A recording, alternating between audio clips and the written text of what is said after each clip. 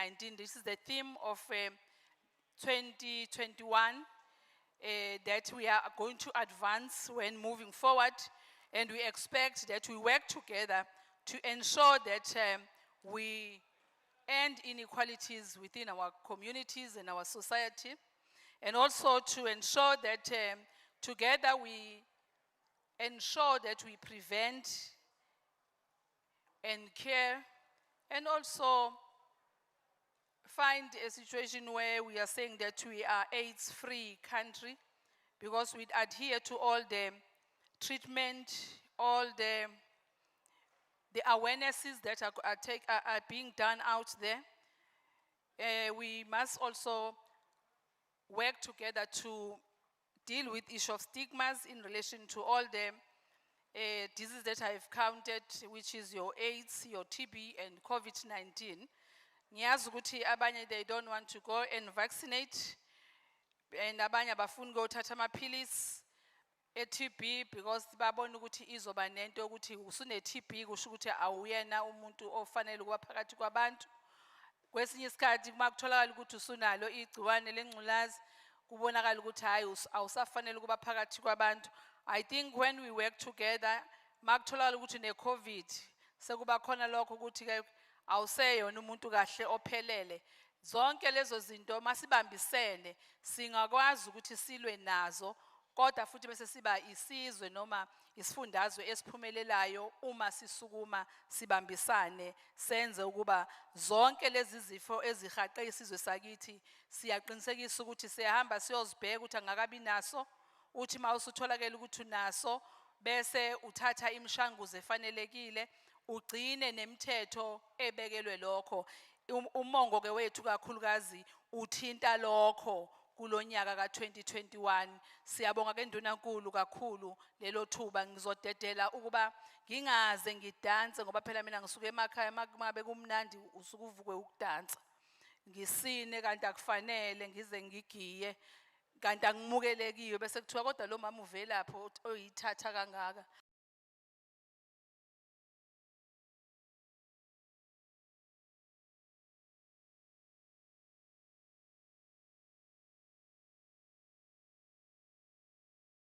Meya yale ndawo yakithi eThekwini ekuyiyona eyi-economic hub yethu KwaZulu Natal. Sithi okuhle kodwa kuqala le term iziyofika ekupheleni sinawe throughout. Siyabonga ke Mbimbi.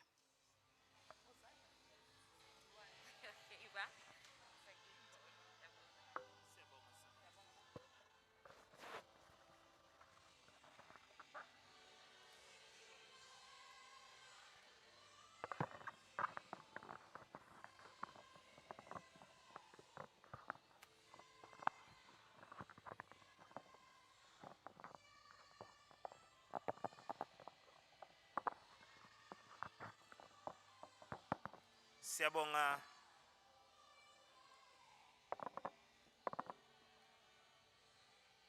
Siyabonga Honorable MEC. Thank you DJ. Thank you Selector. Ngiyazi nami baba Khuzeni ukuthi thina siwo DJ bangasemakhaya endaweni zasemakhaya ngeke shiye uDJ Khawunde kuthiwa DJ Mbimbi sibizwa ngeyithakazela. Thank you very much, MEC, for Agriculture and Rural Development in our province, Honorable Mloyi. Sibingelele kuNdunankulu wesifundazwe sakithi KwaZulu Natal, ubaba uKhuzeni, ophinde futhi abe ngusihlalo ka-ANC kule province yaKwaZulu Natal. Sikhuleke enkosini yaseMadungeni, usihlalo wendlu yobukhosi balapha KwaZulu Natal, inkosi ubaba uChiliza. Sibingelele kubaba uMsindazwe ongusihlalo we-civil society lapha kwi-province yaKwaZulu Natal, abe u-co-chair we-Provincial AIDS Council.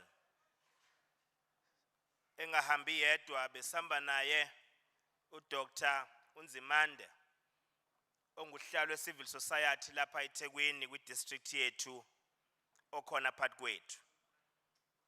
We also wish to greet the advisor to the Premier, Ubaba Uhlomuka. Sibingelele uDirector General walapha KwaZulu Natal, kuhulumeni wethu oKwaZulu Natal uDr. Mkhize. Sibingelele kuhead wakwa health lapha eThekwini udadewethu uFan Heerden. Sibingelele kuma stakeholders sisebenza nawo very closely silisana nalolu bhubhane lwe-HIV and AIDS nama social ills ne gender based violence lapha eThekwini. Ngiyambona ubaba uMacingwane uBishop Mchunu ehamba ne leadership ye Men's Forum Honorable Premier lapha eThekwini active kakhulu, engalali engaphumuli ukuhlanganisa amadoda ukuthi awazibheke ukuthi asengobaba abaqotho na noma naseguleni ngokunjalo ayoyihlola ukuthi iziphi izifo ngo operation mina ukuthi sisibheke ukuthi ngabe ikuphi esekufanele sikusukumele ngokusheshsha. Sibingelela ke bonke abakhona umphakathi abakhona phakathi kwaleli tende namhlanje. Sizwile ke ukuthi ziningi inhlaka zomphakathi civil society ezikhona phakathi kwethu, ngesimqede nonke, ingakho sithi all protocol is observed. Kusinikeza ke injabulo enkulu nentokozo kuthina njengomkhandlu waseThekwini ndunankulu wesifundazwe ukuthi niqoke iTheku lakithi ukuthi kube yilo elisingatha lomgubho obaleka ngaka oguja umhlaba wonke walolu suku umhla ka-1 December. It gives me great pleasure to welcome you all to this important occasion of the commemoration of World AIDS Day. We want to applaud the provincial government led by the Honorable Premier for choosing us as eThekwini to be the host of this very important day.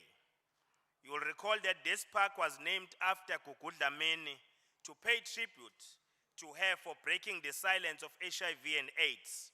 We salute Gugu that through her sacrifice, we all began to come to terms with the challenge of HIV and AIDS.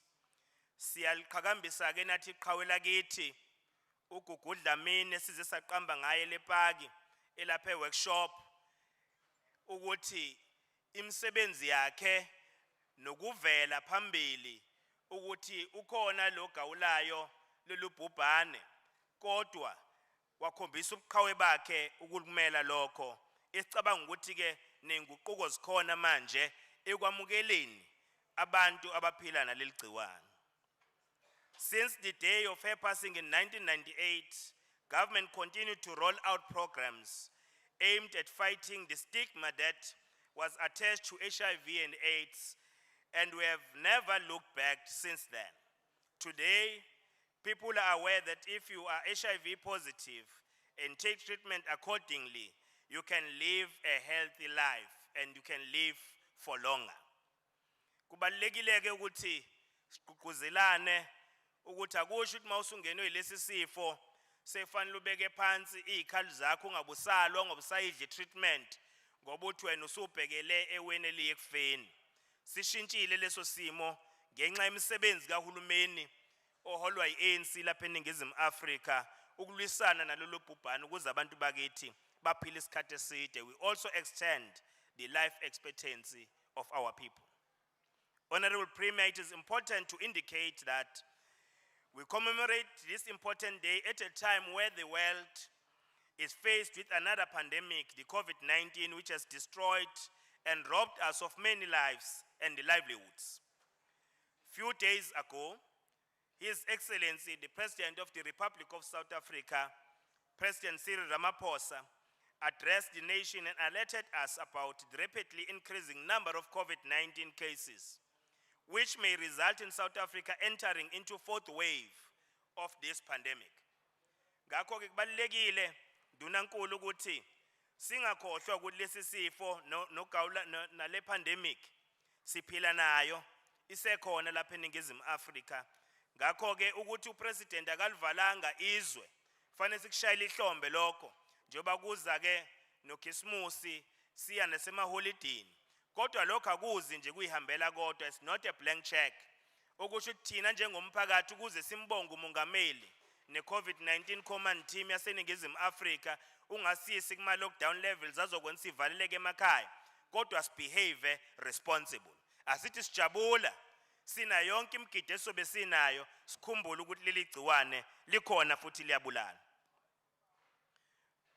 Honorable Premier, we have seen patients who have discontinued their treatment, which resulted in the increase in the number of those who are not taking their treatment of HIV and AIDS and TB. We are also witnessing a surge in the new HIV infections among adolescent girls and young women between the ages of 15 and 24 years. Ladies and gentlemen, we must not allow the gains we have made in fighting HIV and AIDS to be reversed by COVID-19. It is for this reason that we applaud our government for integrating COVID-19, HIV and AIDS and TB awareness campaigns. This will go a long way in reducing the rate of new infections and accelerate the pace of tracking and getting back all those who have stopped taking their treatment during COVID-19 pandemic. As the city, we continue to deploy community health care workers to raise awareness and offer HIV testing services in all our healthcare facilities, community events and areas identified as hotspots, including the vaccination program centers. Recently, we launched the MENA campaign that is aimed at encouraging men and young boys to pay attention to their well-being and make use of our health care facilities. We also have the DREAMS program, which is about determined, resilient, empowerment, AIDS-free, mentored, and safe, which seeks to reduce the rate of new HIV infections, particularly in adolescents and young women in our city. Ladies and gentlemen, this is just to highlight some of the initiatives that we as a city of eThekwini were engaged on to address challenges in the HIV and AIDS sector. In welcoming you, Honorable Premier, and all the participants in this gathering, we wish to pledge the city's commitment towards capping new infections and getting patients back on their treatment. Sifuna ukusho ndunankulu ukuthi njengedolobha laseThekwini siyakwazi futhi siyaqonda ukuthi izifo eziningi zilandela ububha. All diseases follow poverty. So if we can be able with our interventions as government to ensure that siyaqinisekisa ukuthi abantu bakithi abangasebenzi ulusha ikakhulukazi asikhanda amathuba omsebenzi. Asithi sina lezi inkinga zokuguqula ukuthi nedolobha lethu lihlanzeke libe clean, sisibasebenzisa abantu abasha ethini bebambe iqhaza kulokho nakwezomnotho wedolobha lakithi ukuze lihlale lithuthuka liya phambili. Ngakho ke ngalamazwi, working together we can build an HIV and AIDS free generation. Sithi nonke zizweni nisekhaya namukelekile. Siyabonga.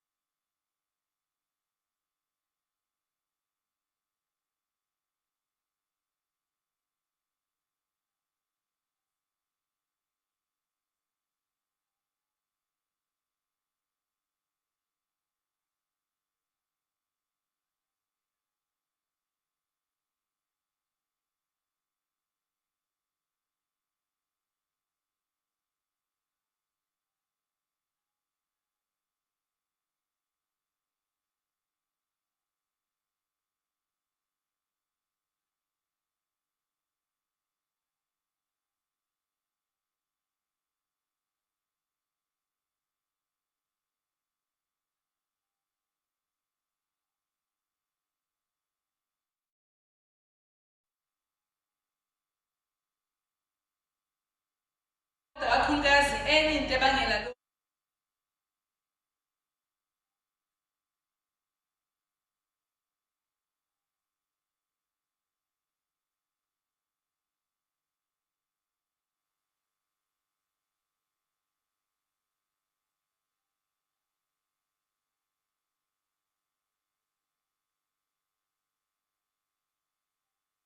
ichaza basukuma bazibandakanya ekuthenini bona bazoba yizwi baphinde bazivikele ezintweni zonke ezibahlaselayo empilweni. Ngabe basesikoleni khona laba ababhulishayo bakwazi ukuthi bazokwenza kanjani ukuthi benze lokho. Khona abasimele abasha abenza lokho sibonile lokwakhulu nakhulu ihhovisi lakho lisihola khona siyakujabulela kakhulu. Thina singomama nje sesijabule sibona ukuthi ikusasa lesizwe sakithi kusho ukuthi lisaphephile ezandleni zakho kuzeni.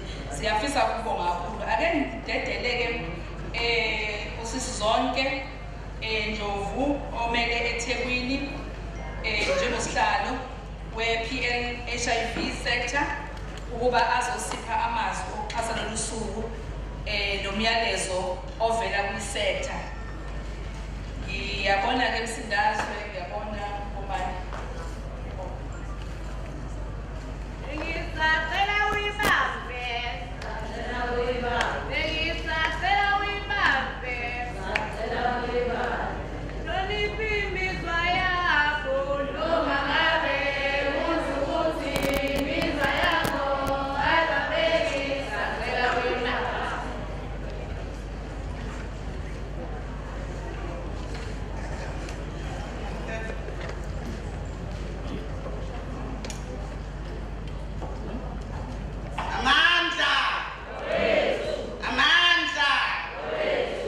Viva people living with HIV, viva! Viva! Viva people living with HIV, viva!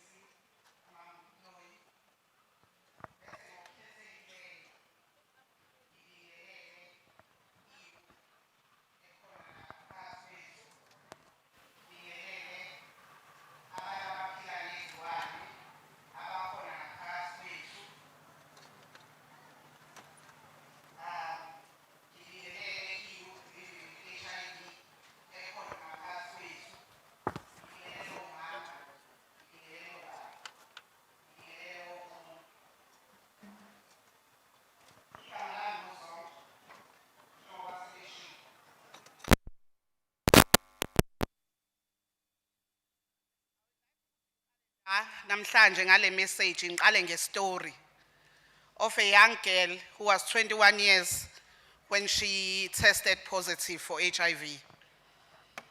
Ngaleso sikhathi you had to wait 2 weeks before kuphuma ama results ukuthi positive or negative.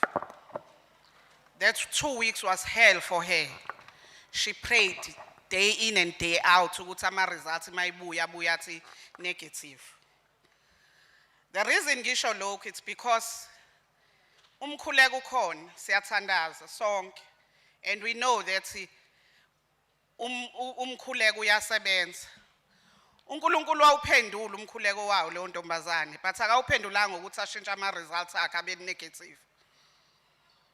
She was born again that day with ama results are positive. Prayer does not change ama results omuntu from HIV positive to HIV negative. She started the treatment in 2002. Ngaleso sikhathi kwakusathiwa kwenziwa ama trials treatment. Le treatment le namhlanje sidlayo sonke. They tested the low treatment kulabo bantu. In 2006 waba ne depression. In 2010 As a result of her depression, she stopped taking a treatment. In 2014, she became sick. Wagula to a point yokuthi kwadinga ukuthi ahamba ulale esibhedlela. At that time, wabuya umqondo ukuthi no, I need to get back with treatment. She got back with treatment and started taking ama ARVs akhe again. Umehluko ukuthi ke she was on first line treatment before she defaulted. When she got back, the treatment resisted and she had to be put on a second line treatment. She was not raped. She got the HIV through ukuthanda umuntu. She was in love. And thought ukuthi ukuze ngithande fanele ngibe involved with unprotected sex. She had unprotected sex. Ngalesikhathi defaulter, ayekho umuntu wayemphoqile ukuthi default. She defaulted on her own accord. That girl 21 years ago was me. Engizama ukusho namhlanje. As a young person, as a youth, as a person who's living or negative njengamanje, kunama choices esiwenzayo that will lead ekutheni sithole HIV. Hayi ngoba sithanda. Hayi ngoba sihambe siyithungatha, but usuke uyitshela ukuthi usomathandweni. Now ufuna ukuthola iHIV. Akusithina sonke sine HIV that we got ngendlela esingayazi or we sabane party sadlwengula. Some of us were really sasisemathandweni and isathelelwa abantu esasithi sitshela ukuthi siyabathanda. I'm a mother, a single mother. Namhlanje njengoba ngimla, ngimele yonke youth ena 21 and above, even 10 years, adolescent girls who thinks that uthando luyo yonke into. Ngimele nina la namhlanje. Ngifuna ukunitshela ukuthi I was a mother at 17. I was a single mother, the person that I thought wayengithanda, and we engaged in unprotected sex. Washa wachitha wabaleka ngasala ngedwa nengane. Those are the choices that we make as abantu abasha esisakhula. As ngimla phambi kwenu ngixoxela ukuthi ngadefaulta on treatment. And I was put with second line treatment after that because the first line yayingasasebenzi. Bangangivumela bala ngaphambili mangantshela ukuthi the second line is more expensive than the first line. Not ukuthi it's more expensive only. It's a headache ukuyithatha. At least manje niyazi ukuthi abantu they are talking about 1 pill a day that they are popping and by default kuyona. Let me tell you, I take 5 pills a day because of the choices that I made.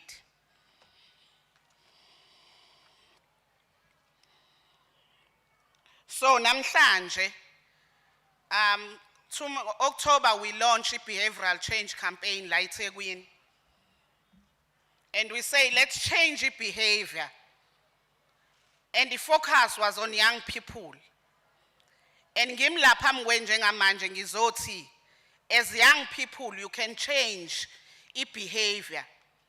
You can start living positively. You can be born again now. I'm 42 years, by the way. So that was 21 years ago when I discovered I was HIV positive. I'm still living positively. And angicabanga ukuyeka treatment yami. Esinde njalo la umaphilisi awu5.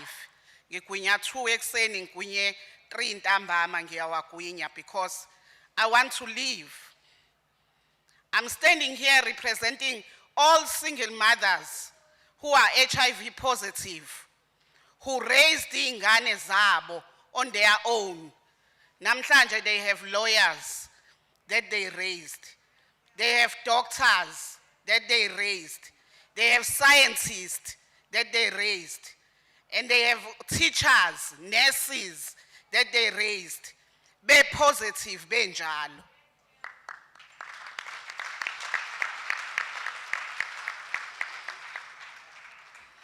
Namhlanje I'm representing obaba abathatha decision yokuthi ngoba nakhe yena use positive, what I'm gonna do everything in my power to protect upartner wami ukuthi angayitholi HIV.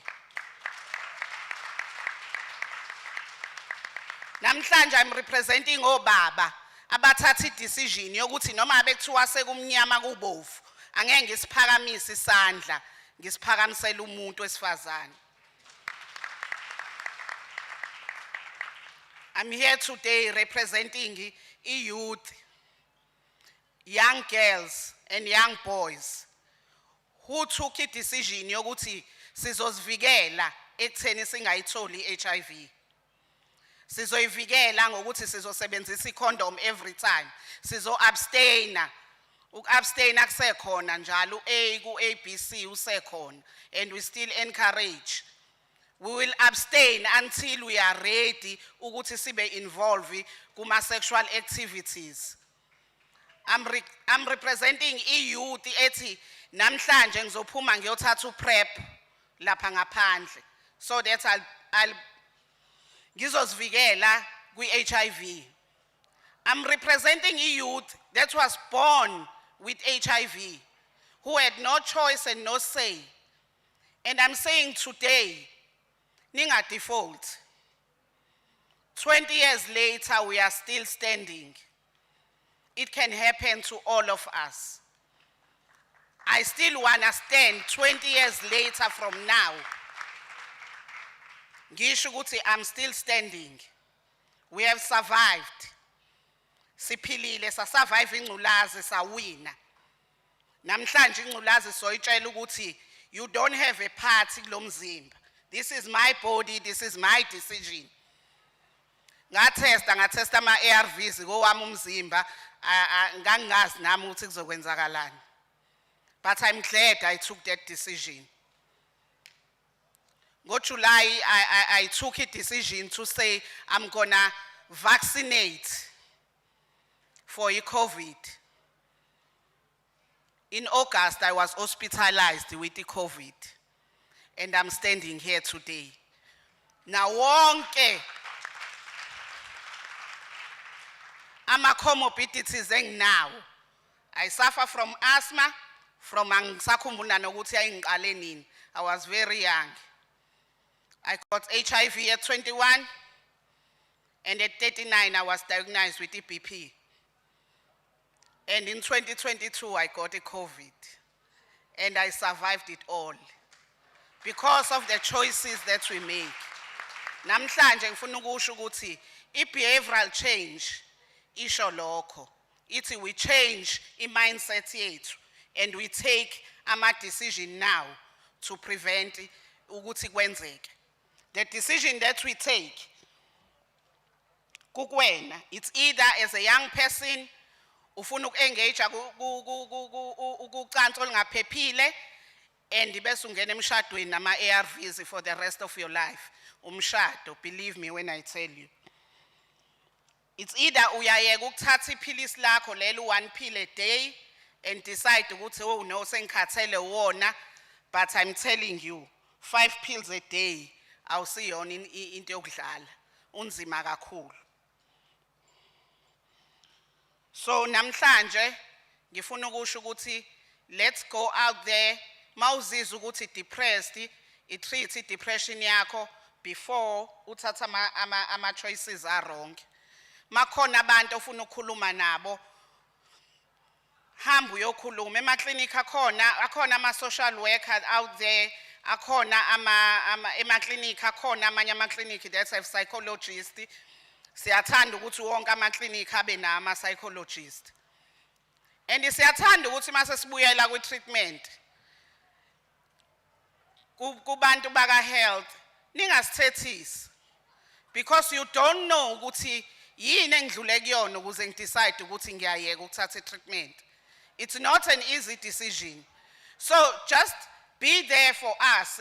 Nisikhanselishe ngendlela and make sure ukuthi siyabuyela kwi-treatment and siyakwazi ukuthi singafiki lapha emakliniki sihlale kuphela u8 hours usalinda ukuthi uthole i-treatment and awunakiwe umuntu.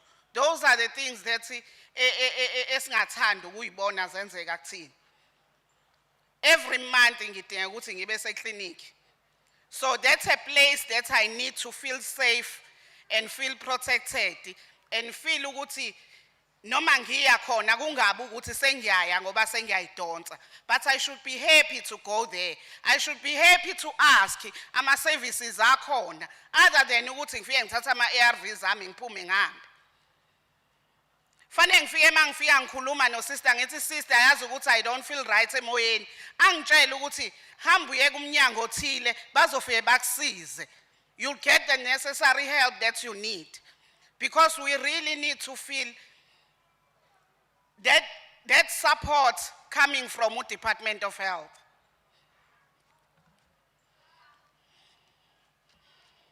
Sengivala. Ngifuna ukuthi the struggle continues. Akuphelile la. So masiphuma namhlanje, if you are a mother, if you are a child, if you are a youth and uyazi ukuthi uma wakho udla amaphilisi usewayekile, go out there nibe ivoice, niba encourage abazali, ufike ubaxoxele ukuthi sibone lo yamama loyana oyisidudlo bemlapha phambili esitshela ukuthi amaphilisi saved her life. So cela ukuthi niphume nikuyokhuluma nabo. If ukuthi uyingane udla amaphilisi and you have decided ukuthi angeke usaqhubeka nawo, ngifuna ukukutshela namhlanje ukuthi qhubeka. Kuyaphilwa. Usazophila futhi. Angeke uzuye ndawo. If you wanna be a doctor, you will be a doctor. If you wanna be, you can be anything you want in life, as long as you'll take your treatment yakho correctly and make sure ukuthi uya adhere kuyona. Ngiyabonga kakhulu.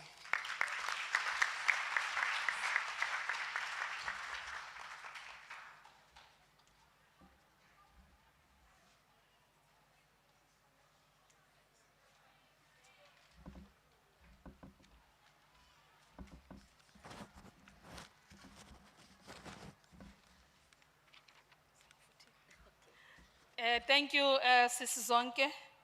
Asimpeni ke ihlombe lenkulumo ke manje besamehlisa stage. Hayi ihlombe la ngempela. Lishaye.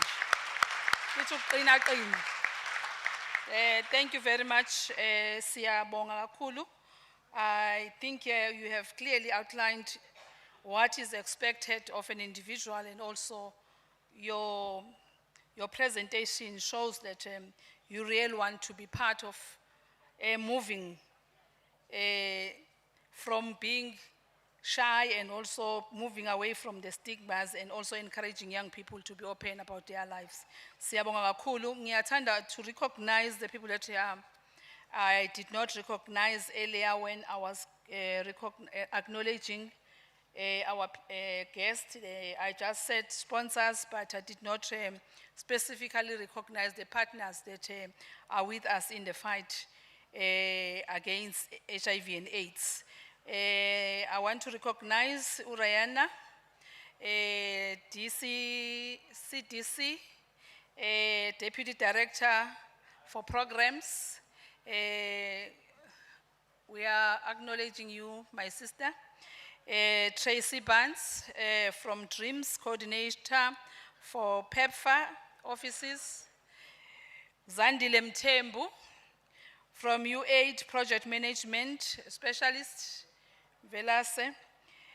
Bengizobasho naba Barnes no Ezra, if I know how to say more from that just say name. Next time I will try and go and check, then I will be proper moving forward. Dombentle Mkize, CEO AFSA, Kabazela, siyabonga ukuba nawe. I want also to acknowledge Igugu Dlamini Foundation, and also acknowledge Umandisa being part of us, ndodakazi kadadewethu uGugu, okuqanjwe ngayo le ndawo esikuyona la sizokulesi sikhungo, no nesithi siyakhumbula ukuthi kwabanzima kangakanani ukuba azi dalule ukuthi unalesi sifo bese impilo yakhe iyashabalala. Sithi ke siyabonga ubukhona bakho Nkosazane emhlophe efana nezihlabathi zolwandle. Ungasho ukuthi ngikubone ngani, ngiyakubona nje ngamehlo engqondo la uhleli khona. I think one will move on so that we try and catch up with time to ask Mr. Mdletshe, the provincial chairperson here, civil society, ngomane uzosipha amazwi okudlulisa lokho kusenhlizweni yakho nenhlangano yakho njengosihlalo kulolu suku olukhulu kangaka. Siyabonga.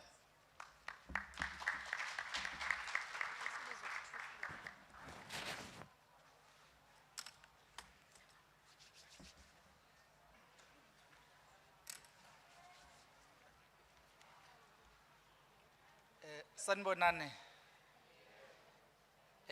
Ngizocela uMandisa ezongjoyina. Amalida phambili ayemuva. Oh. Ngiyabona ngikhulile phela. Cha umuntu akabonge ngibingelele our honorable premier uKhuzeni. Ngibingelele wena MEC Sithole Moloyi. Ngibingelele inkosi yaseMadungeni. Siyabingelela kuwena Mbimbi umeya wethu eTheku. Ngibingelele kubonke ama partners ethu akhona. Ngibingelele kunasi Simomondia lapha eduze. Ugugu wadlula wayishiya. Mawumazi ke ireplica le. Ngibingelele kubo bonke ama leaders ka government amanye akhona ngaphakathi wethu. Ngibingelele also nabo bonke ke laba balapha nangaphandle abathe basilethela ama services. Ngibingelele uDJ bese ngibingeleleka ama VIP ethu namhlanje, the community members, particularly the young girls and young boys. Sanibonani. Igama lami nguPatrick waseMdletsheni njengoba bese beshilo.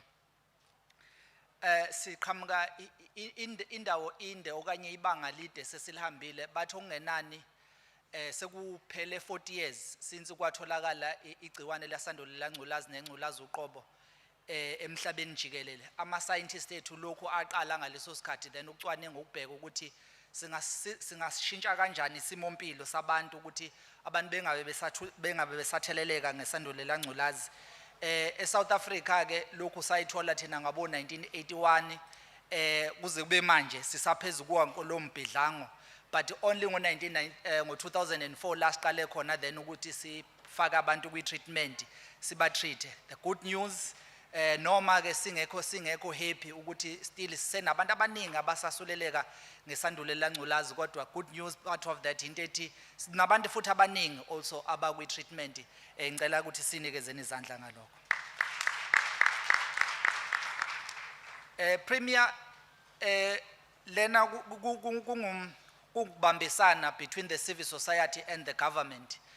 We are all in this together.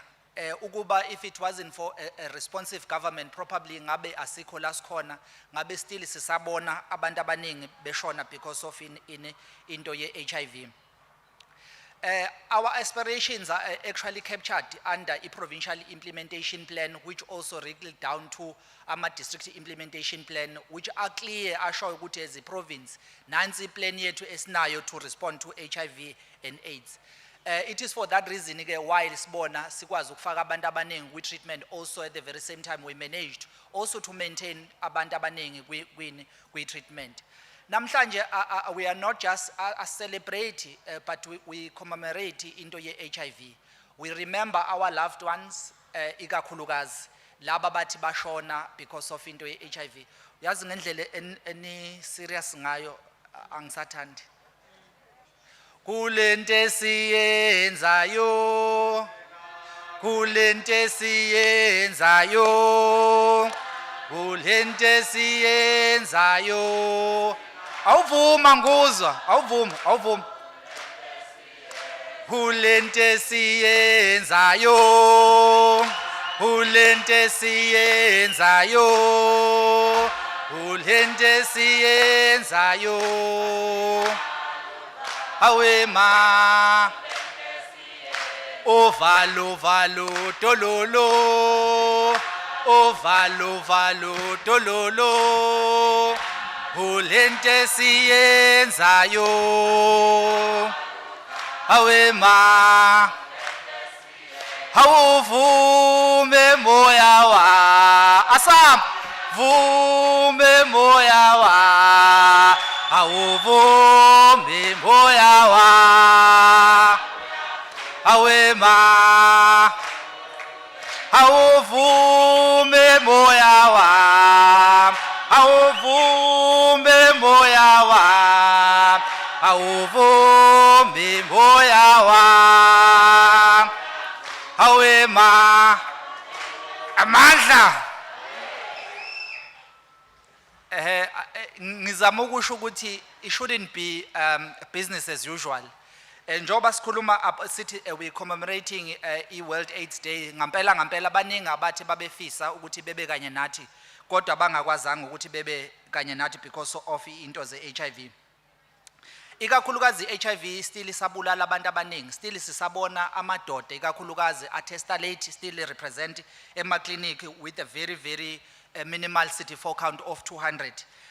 Much as i-UNAIDS yasinikeza a very clear strategy ka-1990 ukwenza sure ukuthi laba esesiba test, we need to test abantu sibafake kwi-treatment, laba esesiba testile senze sure ukuthi siyaba retainer to e-health, but also laba ba newly diagnosed we need ukuthi ke sithole ezinye indlela ke manje ukwenza sure ukuthi we also build ama-support strategies and systems at the community level, because one of the reason why we continue sibona abantu belahleka singakwazi ukuthi sibathole is because asinawo ama-systems a-strong zonke. Ikakhulukazi i-HIV sector se-KZN have started that particular lo mbhidlango lo kwenza sure ukuthi we have ama-support structure at the community level. I-COVID-19 ke ngeke singakhulumi ngayo, mhlambe one of the reason why I'm still standing here it's because ngivaccinated. There are few people abathe bashona because of into ye-COVID. Abantu abane hypertension amongst of the highest list, abantu aba diabetic, but then the last group of people abathe bashona are people living with HIV. It's even worse if you are living with HIV then you are not on treatment, because kululu ukuthi ushone because of umzimba wakho already ukuyimpi with ezinye izifo vele kumanje. Mhlambe prime ezinye zezinto efanele siphinde sisabe which zi-evoke kakhulukazi i-COVID-19 into ye-internal stigma. Abantu zonke abathathi treatment yabo because of into ye-internal stigma ukuthi abantu bazothini. Abantu abatesting ngakubo kune clinic esebenza kulona laphana evula indlela, you find ukuthi abantu abaningi abasuka lezansi kaMpumuza beza la evula indlela bezo testa bezothatha treatment yabo ngoba bayasaba laphana ngasemakhaya ukuthi kuzothiwani about their HIV status. I want us to focus on young boys and young girls, not just young boys, young girls kuphela, because ingane lezi azikhuleliswa zona. We need also to focus on messages of impact, not just messages. Uyabo sesiyazi manje ukuthi lega ABC is not working for us.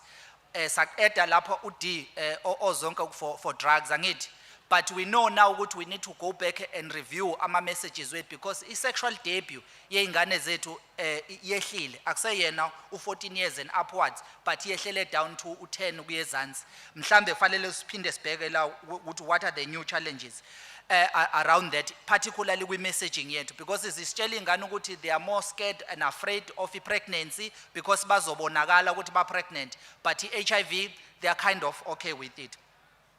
Angizukuyikhuluma ke le ngoba izosuka ishonisela ilanga sixoxa, but it's a topic of another day, particularly the issue of ukukhulelwa kweingane zethu lezi ezineminyaka ewu10 and less, because kunondlavini abakhulelisa ingane zethu. People living with HIV namhlanje bafacene nama challenges amaningi. At least earlier sisawulwela treatment, it was easy. Sasazi ukuthi sifuna treatment. I treatment sesinayo manje. One, we also know ama statistics ayasitshela ukuthi more than 1 million people in South Africa who are taking a treatment, they are more than the age of 50 years of age. Meaning shuti banama comorbidities. Part of that, ba diabetic, banama hypertension, about cardiovascular challenges, and many other challenges. Meaning buti, amount of treatment abayithathayo, it's keeping on growing. So here's in yezinto le shuti pill burden is continuing on going even higher.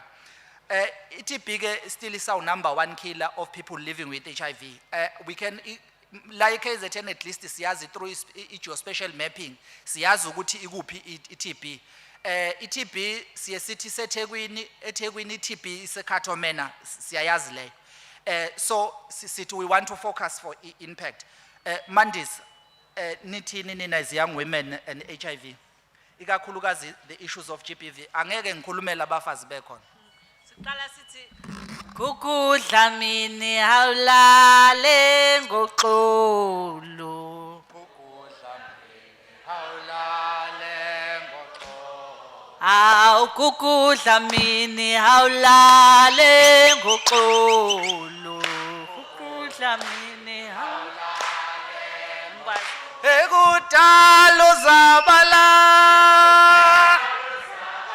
Sekudala uzabala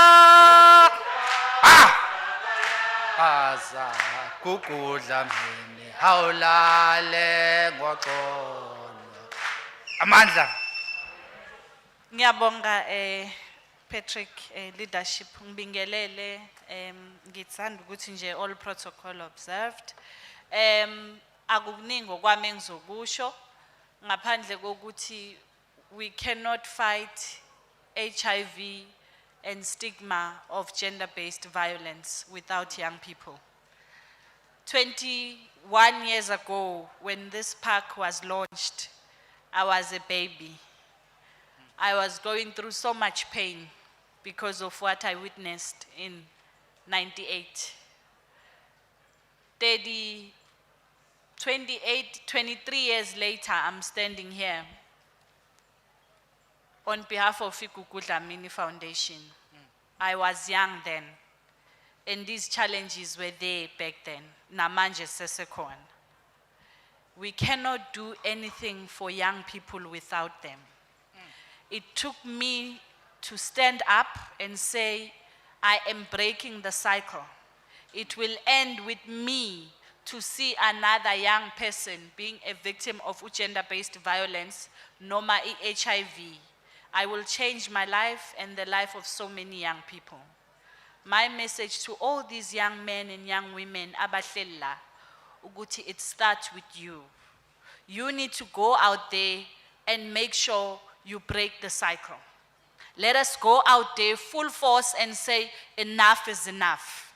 It ends now. We cannot have abantu abadala basikhulumela.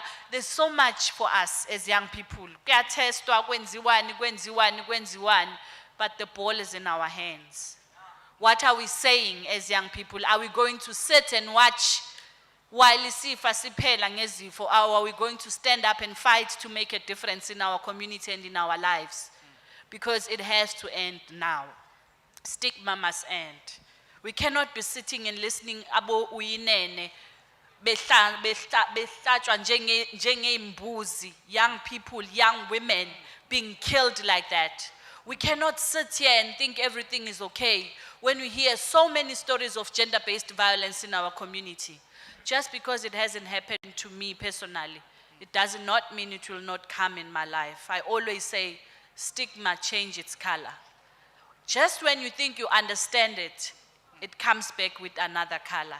Same with discrimination of HIV, same with issues of gender-based violence. Just because you're not affected or you are not infected with HIV, but you know someone who's affected. You know someone emndenini wakho ohlukunyeziwe u-gender-based violence. Asingathuli maqabana. Amandla! Phansi nge-HIV, phansi! Phansi ngokubulawa kwabantu besifazane, phansi! Abantu abasha ngithi amandla! Lelizwe lethu, ngiyabonga. Wathinta abafazi. Hayi ngiyayivala lapho. Siyabonga program director. Cela simnikezeni ihlombe.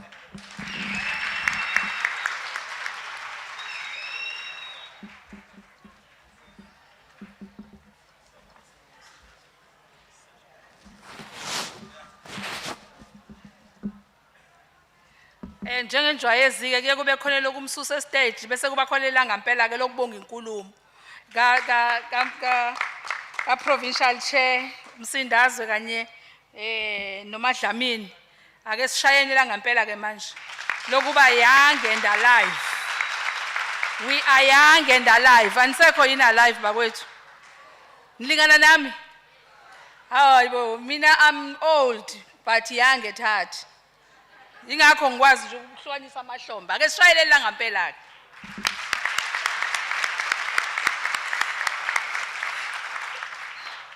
Yazi ngiyayithanda khona into engiyithande kuthina nje bantu nje general.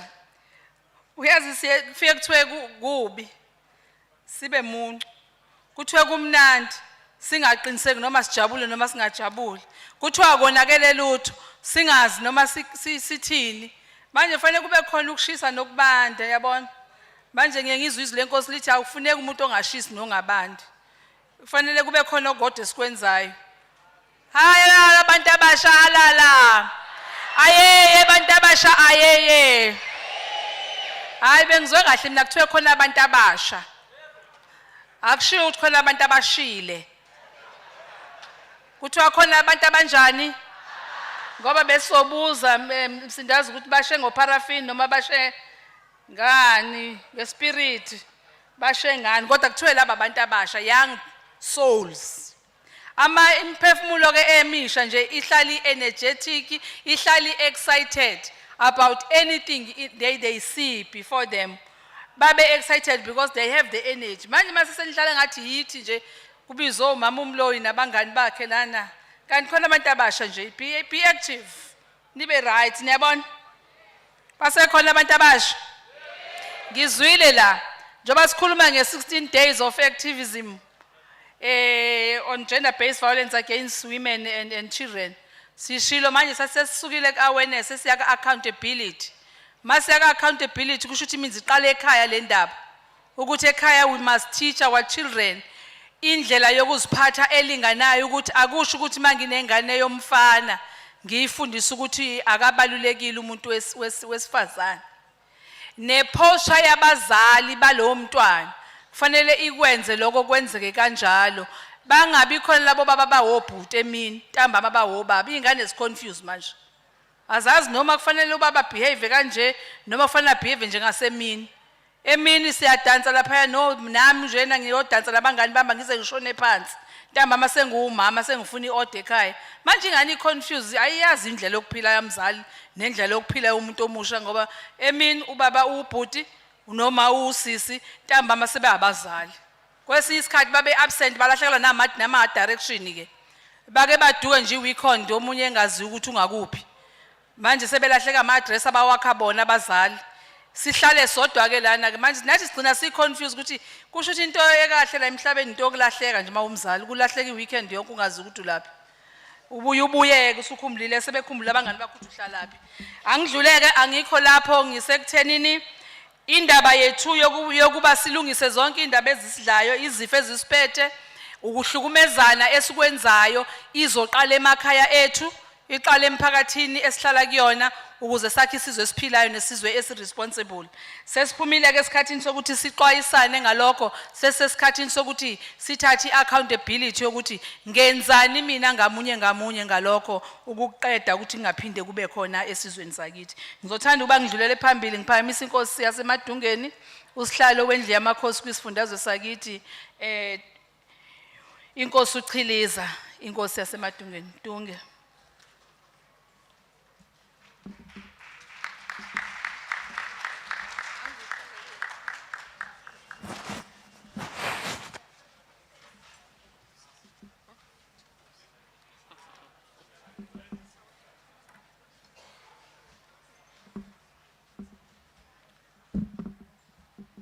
Ngiyabonga kakhulu program director Mhlonishwa Masithole Mloyi Honorable Premier of our province, Kuzen, His Worship the Mayor of eThekwini, Mayor Entsha Cege Mbembe, Ngomane Sihlalo we-civic organization, Bishop Umchono wenhlangano yamadoda, all senior officials, ngibabonile advisors to the Premier, uDG uDokotela uMkhize, iminyango yonke ekhona lapha, inhlaka neinhlangano ezilwisana nokuhlukunyezwa kwabantu besifazane, inhlangano ezilwisana nezifo ezahlukahlukene, HIV, AIDS, TB, STIs. Siyafisa Khuzeni uqala egameni lendlu yobuholi bomdabu ukudlulisa ukuthokoza kwethu kuhulumeni wakho uqinisekisa ukuthi lolu suku njalo luthola isidima, dignity that deserves. Sizokhumbula ukuthi cishe unyaka ka-29 lo kuhlonishwa lolu suku lwalabo abadlula ngenxa ye-HIV and AIDS. But konke osekushiwo lapha kubaluleke ngendlela eyisimangaliso, but kulele kithi. Kodwa into engiyithande kakhulu Ndunankulu Mbembe, uma sifika lapha ikakhulu emuseum, kimi kuye kwafika isikhathi esingaphambili thina nje lapha sasazi kuyindawo lawa uthi mawufika lapha eThekwini kufanele ukuthi ukwazi ukuqinisekisa ukuthi wamukelekile eThekwini uyodlula lapha kwaMuhle. Kubhekweke izinto engihlala ngiyibuza ukuthi kazi zayihlangana yaphi nomsebenzi. Kwakunezinto ezayibhekwa lapha zicwaningisiswe kahle kuthi wayigoduka wena ngoba ayi khona into esingayiboni kahle, kodwa indoda izosebenza. Kodwa into esiyibone lapha ibaluleke ngendlela eyisimangaliso abantu abasha. It's encouraging. Abazinikele bethi sifisa ukuzoba ingxenye yokucubungula, ukuzoba ingxenye yokuxoxa, ukuzoba ingxenye yokuxukuza ugebhezi. Sibheka ukuthi sizoya kanjani lapha ngaphandle kubantu abasha siye kokhuluma ngalezi zinto.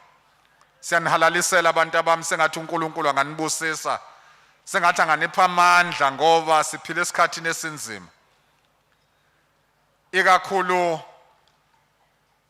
sibonga nje ukuthi kube nomntwana eyimoyeni okusuka kuzo ze stigma uma kuke kwatholakala ukuthi umuntu usehaqwe ilesi sifo ngenxa yokungafundiseki kwabantu.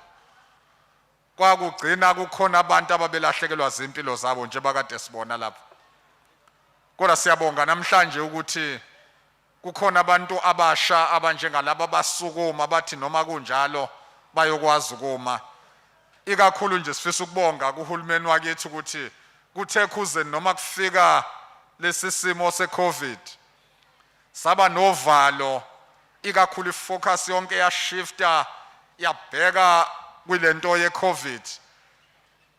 Kuthe mayishifta kwase kuvuleka igap ngapha ku-HIV and AIDS, TB, kwaqala izimo lapho obekungadalwa ubanike, obekudalwa isimo sokuthi iqhamuke leCovid sonke engekho wayilindele ukuthi kungakhona isimo esifana nalesi. Kwagcina kukhona abantu abalahlekelana nokulanda i-treatment yabo. Sivumeleneke no Deputy President mhlonishwa uDidi Mabuza obelapha kule province njengendlu yobukhosi kulesi sifundazwe ukuthi siyanikela ngeinkantolo zamakhosi ukuthi zisetshenziswe umnyango wezempilo kuzona zonke inhlelo eziyokwenza ukuthi information ikwazi ukufika lapha phansi kubantu iye phansi einduneni ukuqinisekisa ukuthi labo ebebengasatholakali okade kufanele bathole itreatment yabo ngenxa yezimo besikuzo kukwazi ukuthi kube lula ukuthi batholakale lapha eduzane eindaweni lapha labehleli khona. Umyalezo wami wokugcina uthi bantu bami sisesikhathini esibi isikhathi emphila kuso isikhathi esenzulale uyibuza imibuzo eminingi uma kusekhona abantu that are killing other people like flies babulawelana abantu besifazane into engenziwa ngisho na imbuzi yabona ke isilwane esihlala siyimisela umsila nje imbuzi incamela ukuthi embuzini enye ikade yahlala nawo la esibayeni ilokuthi nje bebe kuze kuyosa incenga ngoba inenhloso ethile bese kuzosuka nje sihlale sikhuluma ke lapha Bishop Mchunu Ndunankulu ikakhulu kulento yokuhlanganiswa komuntu wesilisa nendoda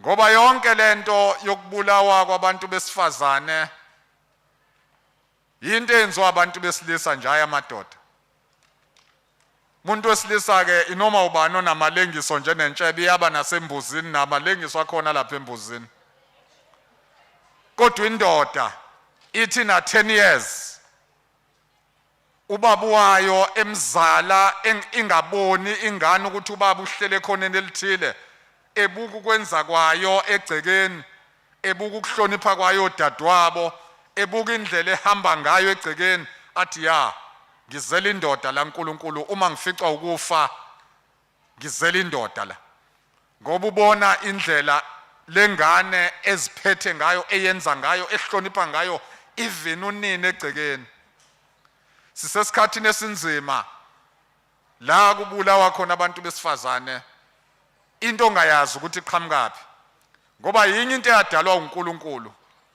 I think mama umloyi kuyofuna ke sibuye emuva sithi ukubheka kahle ngoba ungathi kuyinkinga nako lokhu ukuthi umuntu afika ahlale 9 months ehleli esiswini esibelethweni sikanina abese zofika emhlabeni ngenyanga ka9 bese kungabe kusabalwa wonke lo 9 months bese kuqala ukubalwa ukuthi usenenyanga kuqala ukubalwa ngoba sesemhlabeni yenza ingane ekhule ingazi ukuthi ikhaya lokuqala lisesibelethweni sikanina ikhaya nje lokuqala lomuntu la kufanele athi noma ngabe yini eyenzekayo athi mebona umuntu wesifazane kumfikele ukuthi nali ikhaya lami lokuqala ngaphambi kokuthi ngize ngizofika emhlabeni ilapho engilale khona for 9 months uNkulunkulu ebeke umphefumulo wami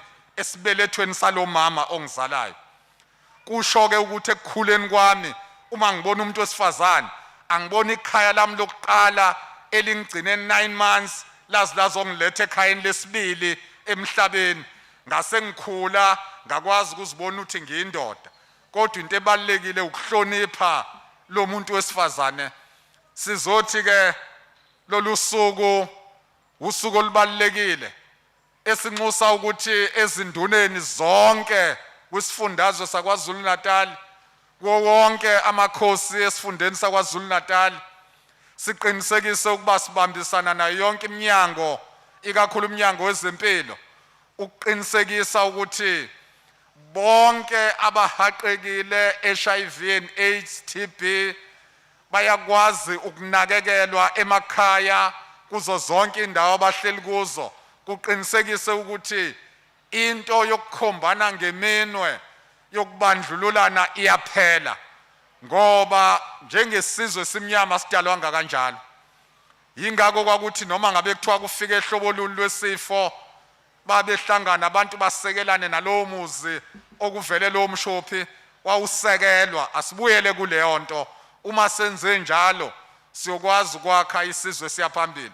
Bantu abami sisesikhathini sikaNcibijana, isikhathi sokujabula, sithi sikwi-festive la sisesikhathini sokujabula. Isona sikhathi impela lesi elibhubha ngaso izwe. Bese thi umuntu awu ngashaya nje iglass eyodwa, hey sengihambe yonke iSouth Africa khuzeni. Ngithi nje ngicela bangikhombise ithuna noma ngathiwa yilengane noma wayesekhulile owabulawa ukuthi wengakaza aqonywe waseyashona wangcwatshwa. Owabulawa ukuthi wengakaza aqome nalithuna lakhe wangcwatshwa. Alikho bantu abami.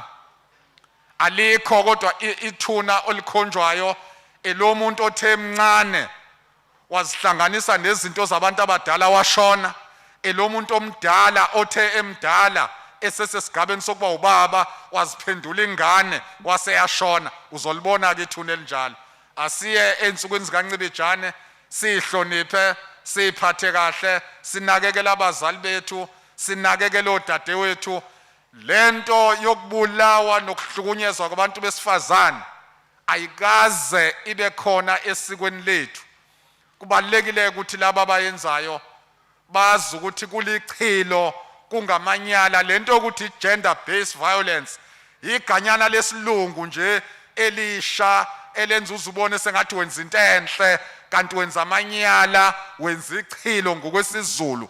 Umuntu wesifazana akathintwa. Siyabonga.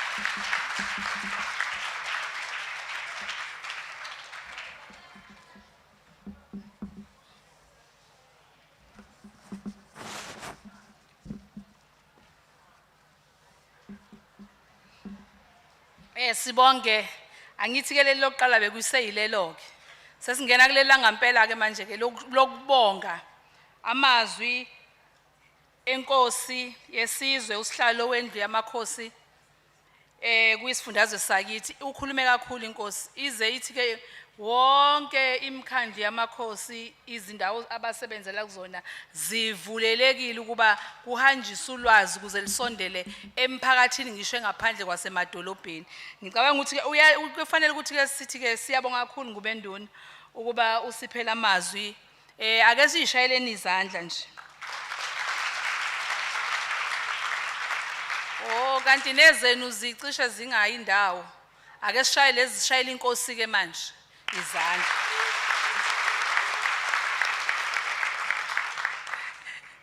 Ngiye ngithi ndunankulu ngisaphakamisa igroup ezozosinandisela abangazange bangiphe kahle igama kodwa ke kuthiwa yi-local group. Ngicela basondele. Manje ngiyabona ukuthi hayi lento ezandla leyo inzima kabi. Ngiye ngithi mina masimenye emcimbini suke simenyela izinto ezimbili nje.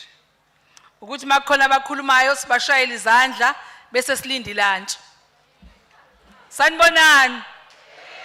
Hayi mawumenyiwe nje makuthi une-invitation noma ngabe uye emshadweni noma ungabe uya emcimbini othini. Zimbili into osukulindele ukuthi uzenze. Makukhulunywa ushaya izandla ubabongela abakhulumile. Mawuqeda lapho ulindele ukuthi hayi ke suzohola ke manje na phela kade ukhipha amandla ushaya izandla. Bese uthola ke okwehlisa ke phela uthuli ngesikhathi kushaya izandla kuye kuphakame nothuli. Zimbili lapha into soyesimenyele zona. Nani kanenzeni ke lo msebenzi ke sithi ke ukushaya isihlombe siphakamisa i-local group ezosinandisela. Awu ke nawina nini.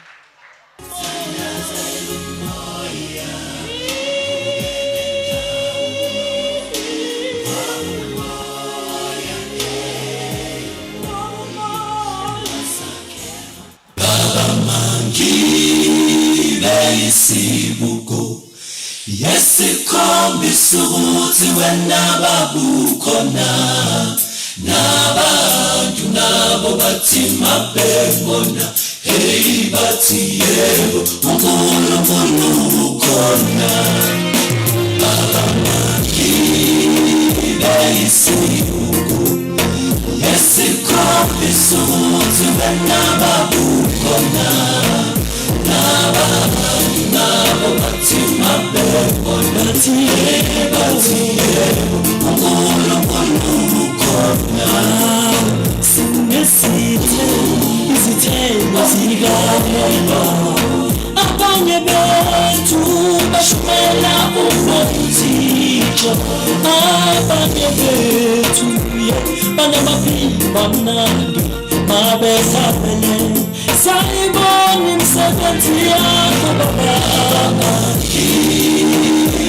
Sibangiba isikhathi sokuthi wena babukho naba bathi mabebona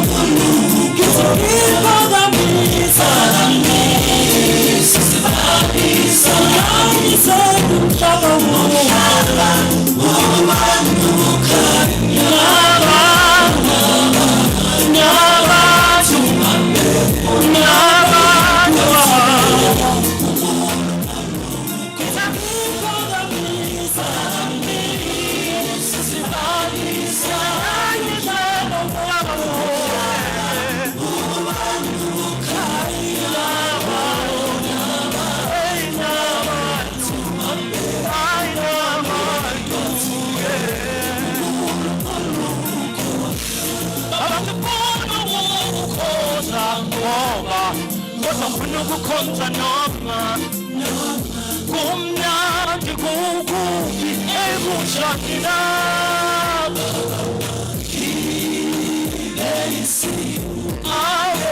esikhombisa ukuthi wena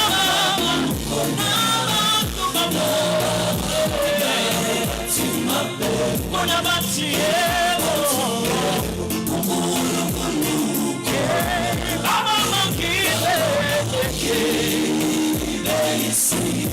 esikhombisa ukuthi wena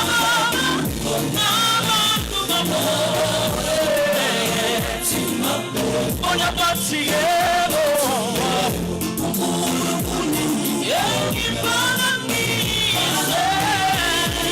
sibalisa ngithi umhlaba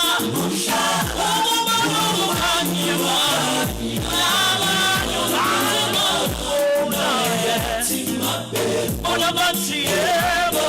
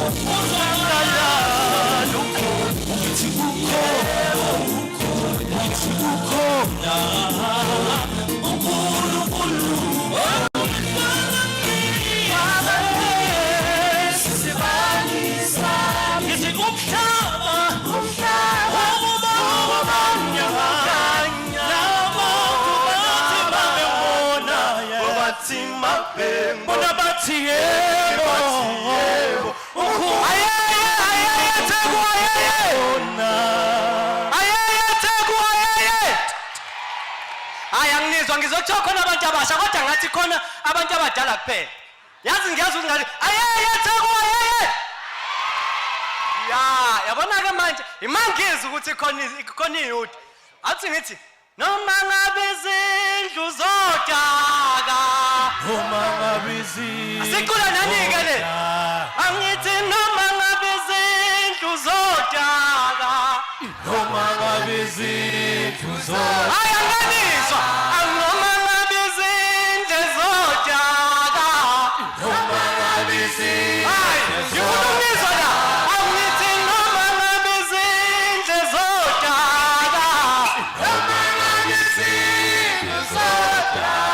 akusekhaya la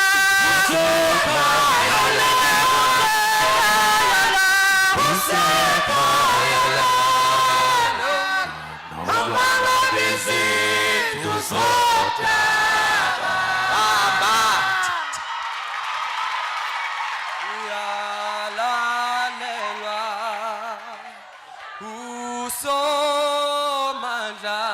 hayi ngithike noma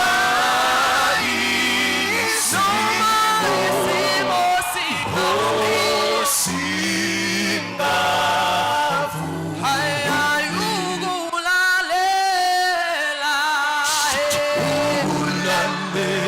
kwesinye isikhathi kubisa ukuphila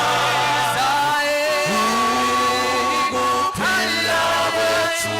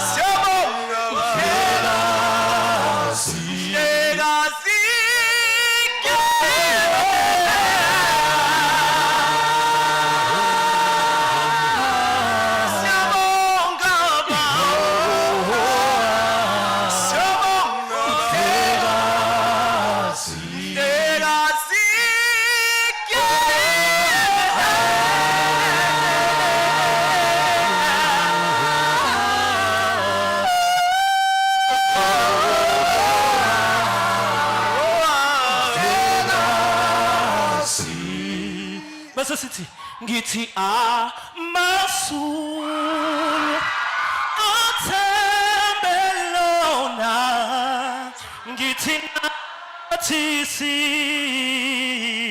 thembelona amasuluke amasulu athembelona ngithi nathi sithembelona ngithi kamelite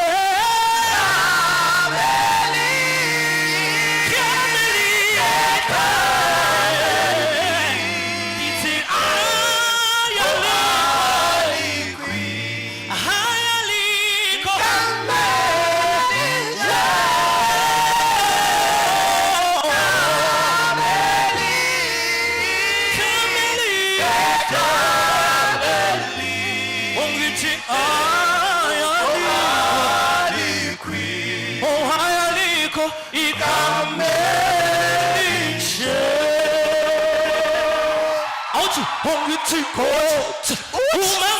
umangiyekelelwa kuwe uminanko ophanatsheka kizikosuma ngiyekele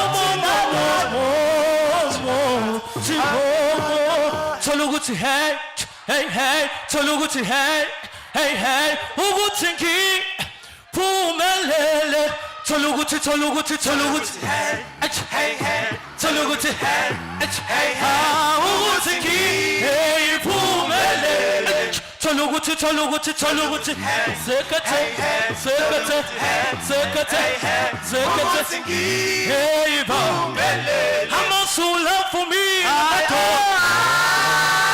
Apumile, Apumile, Masut. ukuthi Hey ngiphumelele amasola avumile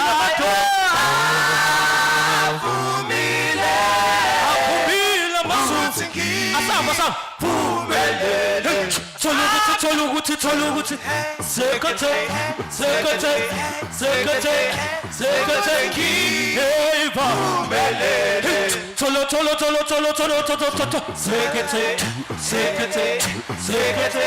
sekete hey ngiphumelele amasola avumile avumile ukuthi hey phumele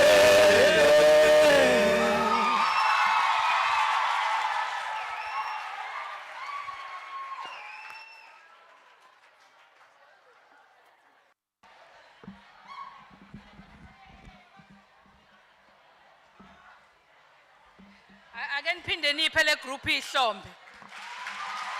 Thola ukuthi hayi cha. Ngisizwile istep mina. Anisibonanga istep. Thola ukuthi hayibo. Baba abantu abasha bangasukuma nje badive. Lolu usuku olukhulu lokukhumbula lokuma futhi nalabo abedlule emhlabeni bedluliswa yilesi sifo sengculazi. Lusuku olukhulu ke emhlabeni wonke lokuba sikhumbule labo abathathwa yilesi sifo bese sikhumbula nemindeni yabo. Bese futhi sima nalabo abaphila nalo leli gciwane beqhubeka benza isiqiniseko sokuthi imishanguzo bayayithatha. Sithi kulabo abangayi ukuyozibheka siyabagqugquzela bahambe bayozibheka ukuthi basekhona yini empilweni ukuze ukwazi ukuthi usheshe uzilungise mawutholakala ukuthi hayi nawe sewuhlabekile bese uyakwazi ukuthetha usheshe uthathe imishanguzo. Nizwile ade bekhuluma la yikhuluma ngithi nimzwile udadewethu zonke esho ukuthi una 42 years manje. Ngobani wenze njani uhambe wayozihlola waseyathola wayesenza isiqiniseko sokuthi uyangena uyayidla imishanguzo yakhe. Wasixwayisa futhi nangokuthi singabaleki. Manje ngiyazi ukuthi nina nizofuna ukubaleka ngingakubaleka mase sekukhona impi uyabhekana nayo. Asibonge kwinkosi yesizwe ayigcinanga nje kuphela ngokuthi ithi bavule iminyango njengamakhosi ukuba indawo zabo abasebenzela kuzona lapha emakhaya zibe yikhungo lapho sizothola khona ulwazi lwezempilo ukuba siziphilise. Akashongo kuphela ukuthi ulwazi lesifo sengculazi uthe ulwazi lwezempilo. Kusho ukuthi ke ulwazi oluthinta yonke inhlobo yokuphila ukuthi ngakube impilo yakho yonke awunasifo yini esikuhlaselayo noma ngasesona lesesikhuluma ngaso noma ngasewona uCovid ngoba ziningi izifo esihlangabezana nazo empilweni. Kodwa ke siyabonga ngubenduna ukuthi niyenze kanjalo ukuba kube lula ukwenzeka kwalokho. Ngiyazi ukuthi okunye sikuzelela kulezi insuku ukuba silime sidla ukudla okusinikeza ukuba kukhuthaze izikhuthazi mzimba ukuba sikwazi ukuvikela amagciwane angahlasela izifo impilo yethu singenwe izifo. Siyakhuthaza futhi ukungadli ngokungahlelelekile. Lokho ukuthi abantu badle ukudla lokutholakala koma pizza laba nidle okudla okusheshayo koma steers kufanele nidle ukudla okuhlelelekile nje okubalance. Ezinye zezinto ke engicabanga ukuthi ke uma sikhona namhlanje noma uzothatha imishanguzo kufanele phela udle ngaphambi kokuthi uthathe umshanguzo. Ayiphuzwa njengaphandle kokudla. Yingakho ke thina njengomnyango wezolimo sithi phezulu komkhono la ukhona lima phela noma ispinach olayini ababili, ekhabishi olayini ababili, ucarrot olayini ababili, ubeetroot olayini ababili uzokwazi ukuthi udle ngaphambi kokuthi uthathe imishanguzo. Kodwa sisho kuphela kulabo abathatha imishanguzo naloko kuzoqinisa amasosha omzimba ukwazi ukuthi izifo uthola abantu sekuthiwa aba anemic igama elikhulu kabi lesingisi leli kuthiwa anemic kanti akadlile ukudla okubalance ngama vitamins. Manje zonke ke lezo zinto ke athi amakhosi ayivulele indaba asivulele ke thina nomhlaba ukuthi nitshale lapho nihlala khona endaweni zasemadolobheni nasemakhaya. Ndunankulu, angifuni ukudla esikhathini sakho. Kodwa ngiyafisa nje ukuthi sibonge ukuthi ulenze lolu suku lube impumelelo. Siyazi ukuthi kuningi obungakwenza namhlanje kodwa wakukhetha ukuba uzokwenza lolu suku lube nabantu abasha baseThekwini. UKwaZulu Natal bonke abantu bayafisa ukuthi bengaba noNdunankulu. Kodwa namhlanje ukhetha ukuba lapha eThekwini. Siyakubonga kakhulu lokho okwenzile kumphakathi walapha eThekwini, kakhulukazi abantu abasha nama partners ethu esisebenza nawo. Ngifisa ukuthi ke sidlule ngimcele uNdunankulu ukuba eze ngaphambili, kodwa ngeke ngimsukumisa uNdunankulu ngingakaniboni niphakama nimamukela nangehlombe nje elikhulu uNdunankulu wethu. Sithi cebisa kuzeni. Ngiyazi ukuthi uphinde ube usihlalo kaKhongolose, ungagcini lapho ungena nje ivukane kudala udonsa emzabalazweni wesizwe sakithi ukuba sikhululeke, namanje usemzabalazweni wokuba siqede ubupha nenswelo ngqesho kanjalo nokungalingani emphakathini yakithi nokuthuthukiswa komnotho. Sithi ke kuwena Khuzeni, namba abantu baseThekwini, abantu besifundazwe sakithi kwaZulu Natal, ungakhuluma nabo. Siyabonga.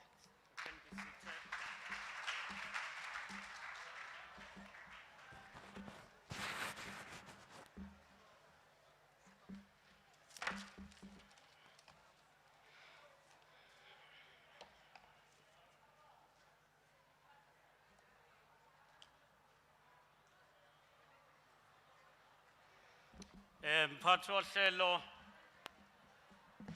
Mama MEC, Mama Masithole Muloyi, MEC for Agriculture and Rural Development in KwaZulu Natal, His Worship the Mayor of eThekwini, Baba Mayor uKhawunda, Inkosi yaseMadungeni, Nkosi Ciliza Ngubonduna, Sihlalo wendlu yamakhosi lapha KwaZulu Natal, advisors to the Premier Baba Uhlomuga,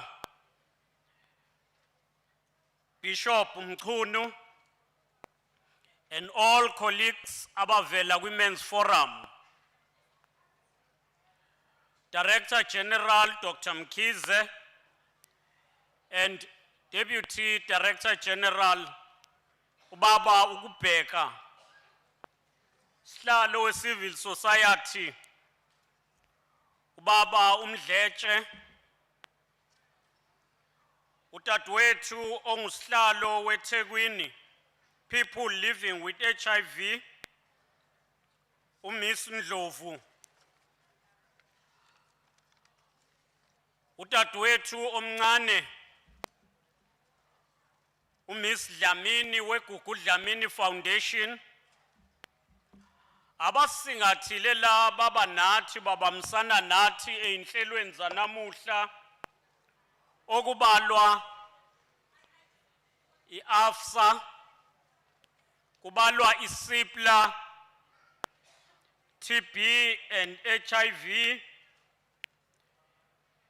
Ngonjalo abezindaba esinabo nanonke, sanibonani. Sanibonani. Phambili nokuqeda iHIV and AIDS, phambili. Phambili nokulwisana negender based violence, phambili. Phambili nentuthuko yabantu bonke, phambili. Phansi nokuhlukunyezwa kwabantu besifazane, phansi. Mphathi wohlelo, namuhla sihlangene la ukuzokhumbula abathandweyo bethu abaye badlula emhlabeni ngenxa yesifo se-AIDS. Namuhla sila ukuzofakazisa futhi ukuthi umfowethu nodadewethu onesifo se-HIV and AIDS usengumfowethu futhi ungudadewethu. Namuhla sizothi phansi nestigma, sithi phansi nokubandlululwa, kodwa sithi phambili nomzabalazo wokuqeda ngalesi sifo. The year 2021 marked 40 years since the world came to know about the first reported case of AIDS on the 5th of June, 1981 in the United States. World AIDS Day has been observed across the world since the 1st of December, 1988, to pay attention to the fight against the pandemic and to demonstrate solidarity in the fight against HIV and AIDS. Over the years, our focus has been directed at both HIV and TB, as well as treating these as co-infections. TB is preventable, curable, and it is not a shame to have. This year we meet under the World Health Organization's theme, End Inequality and AIDS and Pandemics. It is for that reason that the South African National AIDS Council has coined this theme into our country's theme that says, working together to end inequality, AIDS, TB, and COVID-19. Lapha eSouth Africa sithi, inhlangano yomhlaba yonke ebhekele ezempilo ithe masiqede ungalingani, siqede nge-AIDS nezifo, kodwa thina sithathe umbono othi asikwenze konke, sisebenzisane ndawonye, siqede ungalingani, siqede nge-AIDS ne-TB, siqede nge-COVID-19. Sikusho lokho ngoba eSouth Africa sinohulumeni wabantu okhethwe ngabantu osebenzisana nabantu on behalf of abantu. Lokho sikusho ngoba futhi as a government we value i-partnership esinayo neyinhlangano eziyimele ngokunjalo ne-civil society. While the theme of the World Health Organization says end inequality, end AIDS and the pandemic, in South Africa through the South African National AIDS Council, we have coined this theme into a theme of our country, saying working together to end inequality, AIDS, TB, and COVID-19. We say so because in this country we know that it is through partnership together or between the government, NGOs, civil society, and all other organizations that we can defeat this inequality and these pandemics. Attached to this is another pandemic, and that is a pandemic of gender-based violence and femicide. Therefore, we must treat all of these things as social ills that need to be uprooted from our society. We must fight gender-based violence. We must work together to end HIV and AIDS. We must deal with TB, but we must also deal with COVID-19. It is a fact that all of these are sustained by the high level of inequality. And this inequality talks to few issues. Firstly, healthcare access. Those who are poor do not enjoy the healthcare access that they deserve. It is because of that the Department of Health and the government are still spearheading the implementation of the national health insurance in the country.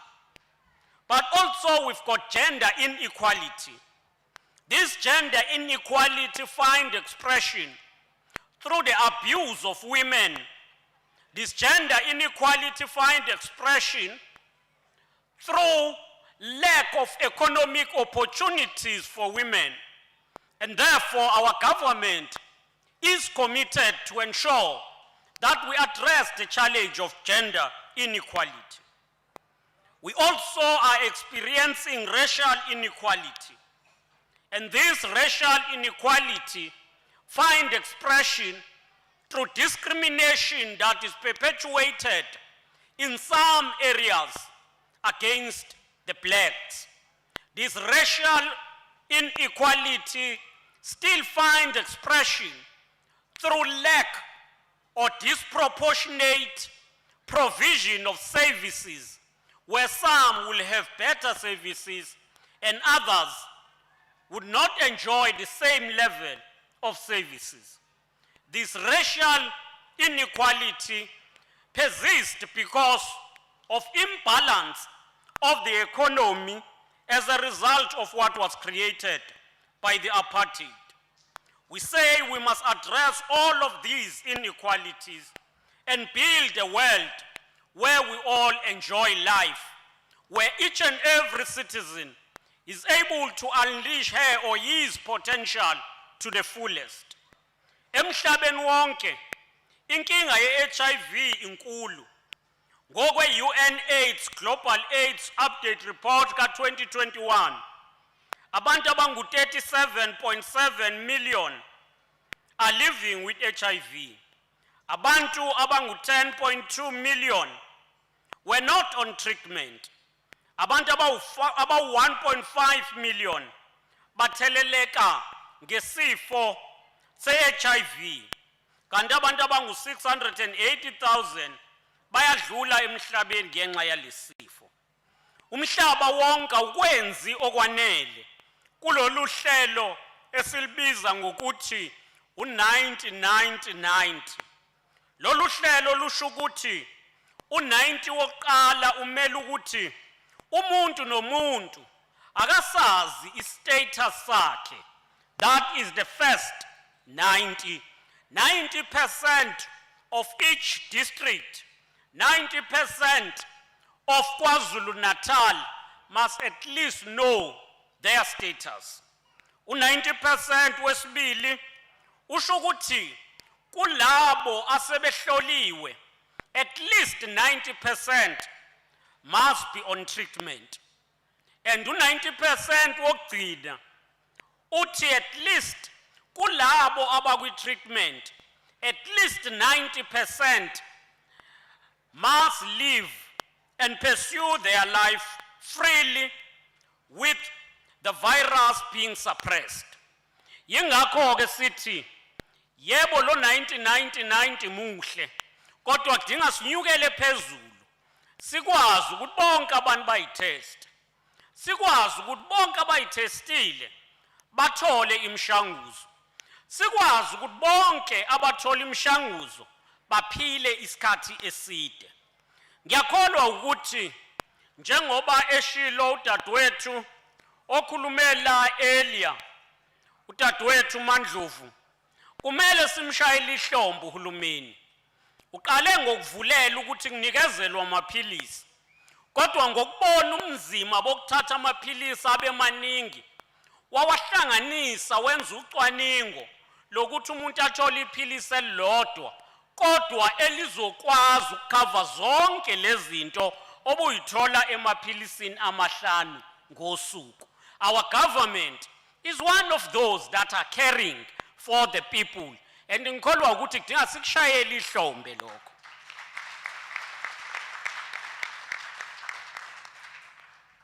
Noma kunjalo siyafuna ukuthi sonke masibambisane. We all need to fight HIV and AIDS. KwaZulu-Natal remains the epicenter of the HIV burden in South Africa.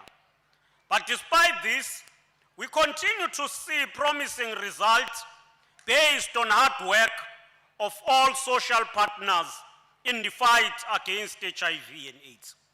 This, however, does not mean that we should relent on our HIV response. KwaZulu-Natal has performed the utmost with the first target of achieving 93 in the first 90. While on the second target, there has been a challenge for the country, the world, but also us.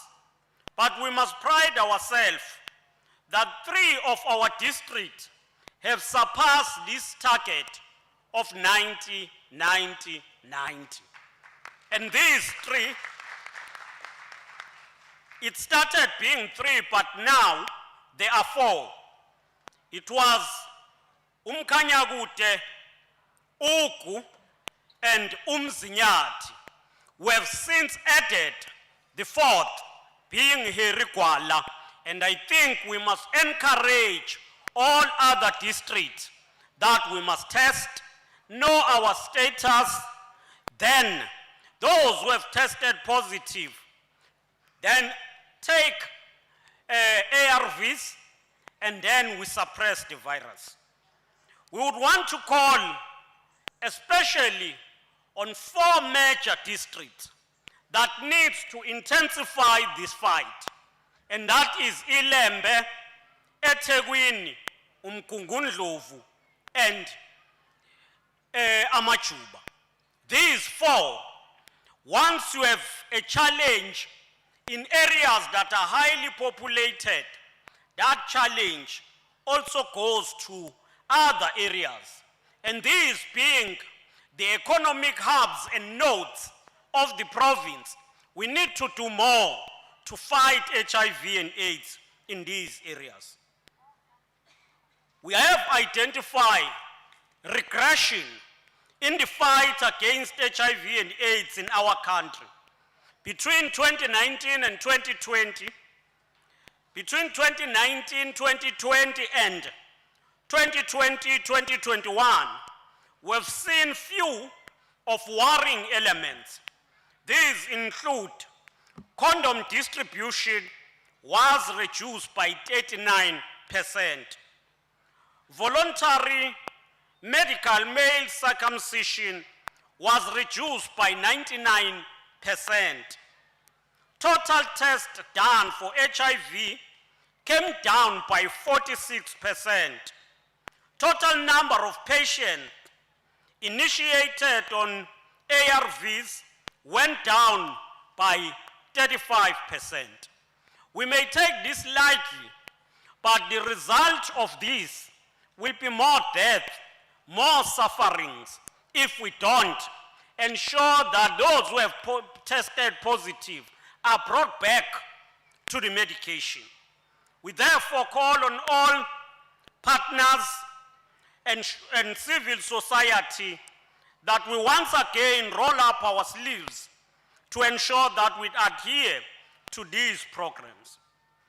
Current other areas of concerns include males' reluctance to seek help in health facilities until a disease has progressed, increased vulnerability of adolescent girls and young women.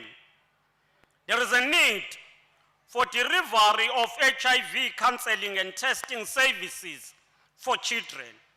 Key populations remain disproportionately affected by HIV. These populations include sex workers, men who have sex with other men, as well as transgendered citizens. Ngiyafuna ukugcizelela lokhu. Abantu besilisa sibonge imikhankaso eyenziwa inhlangano njengo Men's Forum Bishop Macingwane. Kodwa abantu besilisa kumele sibakhuthaze ukuthi baphile impilo yobuntu. Lento yokuthi kuthiwa umuntu wesilisa aka-adviswa i-wrong. Lento yokuthi umuntu wesilisa akayidingi counseling, u-strong yena, i-wrong. Lento yokuthi umuntu wesilisa akakhali, uyagqumelana ngaphakathi, i-wrong ngoba izikhande ukuthi umuntu either afile umzwangedwa noma ahlale enokudinwa ngaphakathi. Umzwangedwa uyinkinga ngoba you feel isolated and feel lonely, and iningi labantu abaphila leyo mpilo bagcina bethatha izimpilo zabo kungafanele. Kodwa futhi laba baphila nokugqumelana nokudinwa ngaphakathi baphila badinwe mase bekhiphela ukudinwa kwabanye abantu, bahlukumeza abantwana nomama. So siyafuna ukuthi lo mkhankaso macingwane nuqhubayo nathi singcenye yawo. Indoda mayibe nobuntu, indoda mayikhulume ngeinkinga enazo personally, family wise nasemphakathini. Amadoda akaxoxisane ngempilo, abantu bakhulume ngokukhululeka ukuze umuntu akwazi ukuthola ukulekeleleka empilweni. Masibonge ukuthi uhulumeni wethu uyaqhubeka nokuzama imizamo yokuthi kuphele ukudlula kwegciwane from umama liye kumntwana. Lokhu sikubona kuqhubeka kuhamba kahle, kodwa kubalekile ukuthi sikhuthaze ukuthi singabukeli phansi omama mabeye emaklinik bezithwele befundiswa ngalesimo, kumele lokho bakuthathe serious. We urge people who are sexually active to avoid multiple sexual partners or at least to use protection. Angichazeke lengihlale ngichaza uma sidinga sikhulume ngayo. Kunombono oyuvele nje kubantu mabeyikhulumela. Bathi uhulumeni u-encourage ukuthi kusetshenziswa ama-condoms, u-encourage ukuthi abantwana abancane abenzi sex. Asiqali lapho. Kungayiphutha ukuthi sithathe lokho.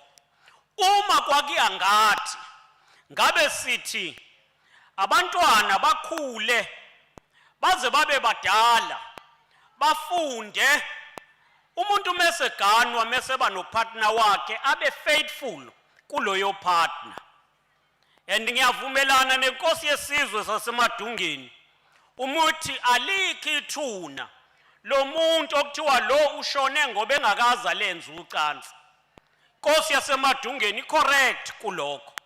And therefore lento yokuthi encourage ukuthi abantwana benze isex bebancane ayilona iqiniso.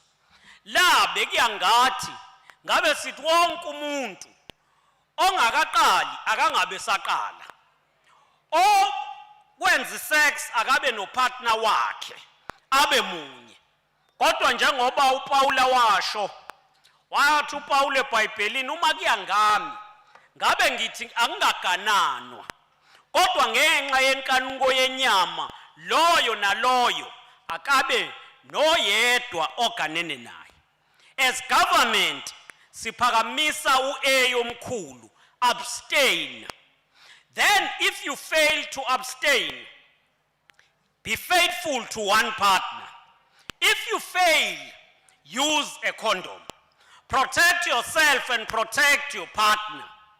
And ngisho lokhu ngoba ama-research ucwaningo oluningi luveza ukuthi okunye kokubhebhetheka kwe-HIV kusukela kulabo ababa nama-partners amaningi mese bedlulisela isifo kwabanye. Siyacela futhi ukuthi sigcizelele iphuzu lokuhlonipha bonke abantu. We must respect and appreciate the rights of all sectors of the society. These include the rights of the LGBTQI+ communities. Bangabantu, they have a choice, they have a right to make and to choose how they live and pursue their life. We must ensure that they are also given the space and the right to pursue the life they want to pursue. Sesikushilo konke lokhu. Sifisa ukuvala ngomnyalezo othi kumele sonke sibe sembonweni owodwa wokuthi silwa kanjani nalesi sifo. We must all be in one in terms of our approach. We must have a common message, common plan to deal with HIV and AIDS.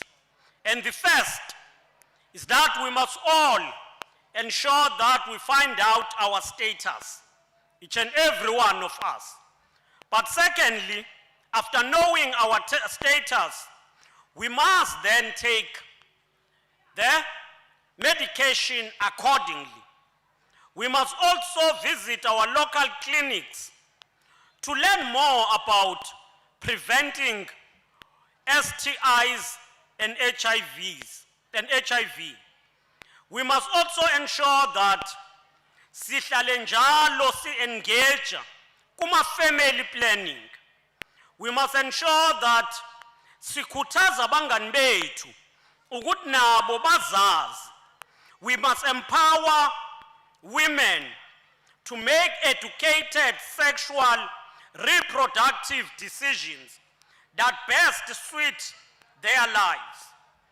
And kumele sonke sizivikele ngokuthi sibehave kahle, siqinisekise ukuthi siyazivikela nabathandiweyo bethu.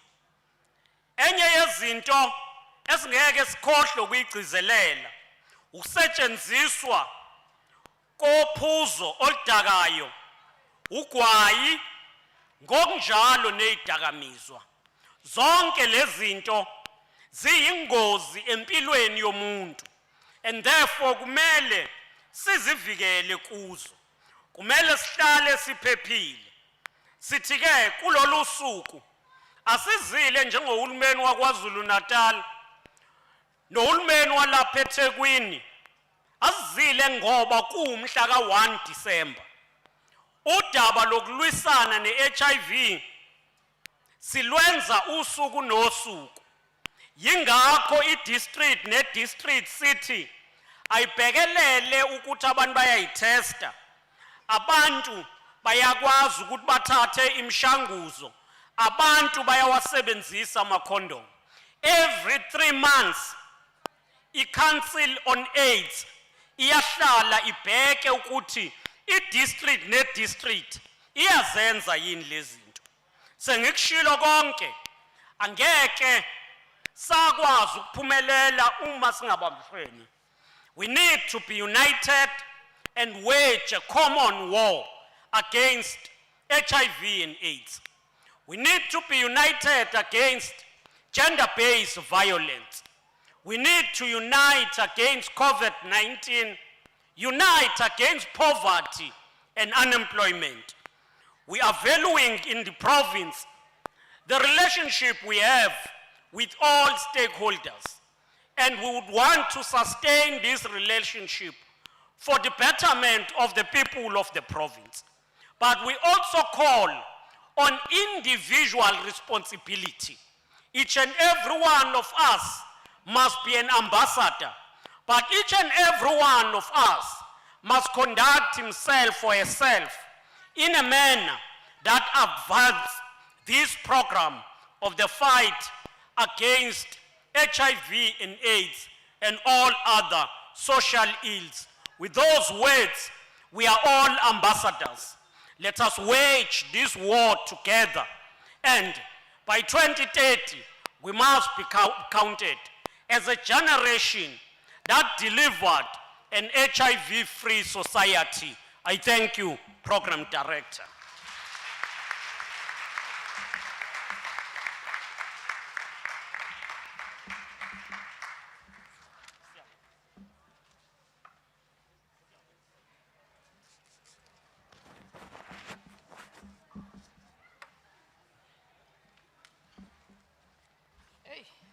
Ayikho into ebuhlungu njengokuphela kwe-temporal job. Kade usathi uzohlala-hlala. Ivele iphele ithemba. Kuthiwa sesiphelile i-stock taking bese usuku olodwa. Asibonge kakhulu kuNdunankulu besingakamshayeli ihlomba ngithi besamhlalisa phansi ake sishayele lokumbonga nje ngenkulumo yakhe ngenkulumo kaNdunankulu enohlonza esenza ukuba si-understand ukuthi senzani namhlanje. Kuthiwa ke anginazise ngilizwile nje kodwa kasho ukuthi naku basangiphazamisa nilishaye ngempela ihlomba.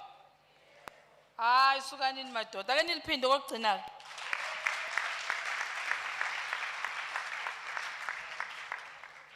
Siyabonga kakhulu Ndunankulu. Sibonge amazwi akho osuku lanamhlanje, sibonge kakhulu ukuthi sikwazi ukuthi size sifinyelele kulesi sigaba. Sezoba esigabeni esilandelayo sokuba sicele ukuba nehlele ngezansi nihambisana nemeya, nihambisana nenkosi, nihambisana nobaba uMdletshe. Cabanga ukuthi ke bese sicela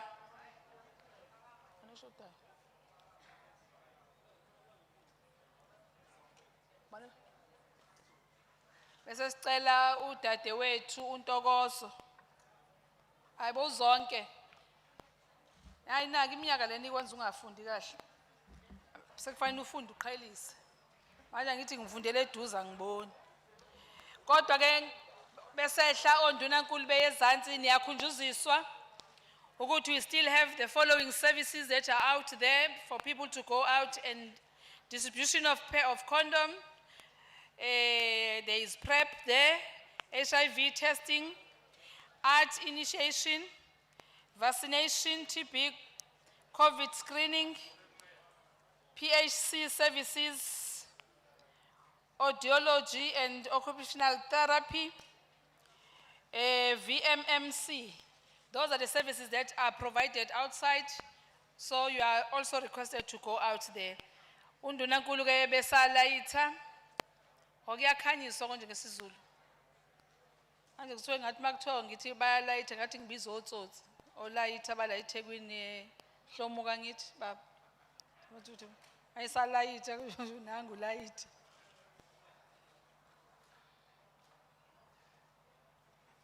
Nodokotela uNzimande ukhona.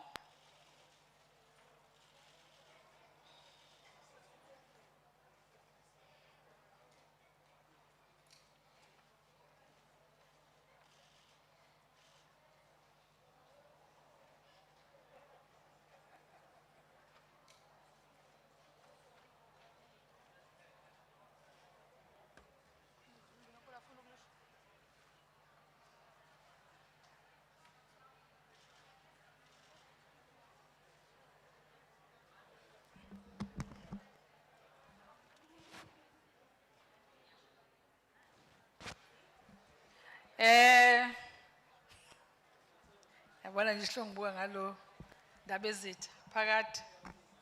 Hayi akikho indlela phela ingceke zenkosi ihlale ziphethe amavisi nje. Socela ukuba usikhulekele sicele ubaba uBishop uMchunu asikhulekele.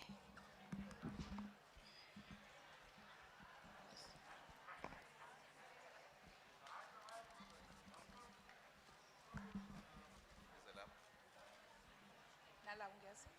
Ungeza ngapha. Yehla moya oi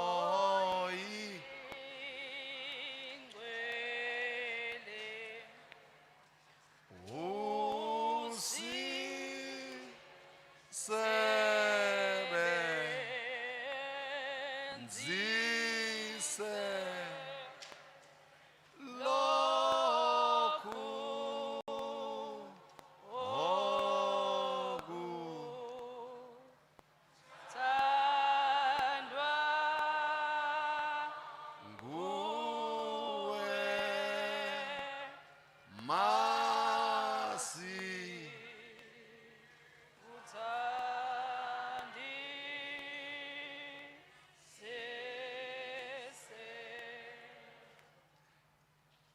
iqiniso lithi ngokubambisana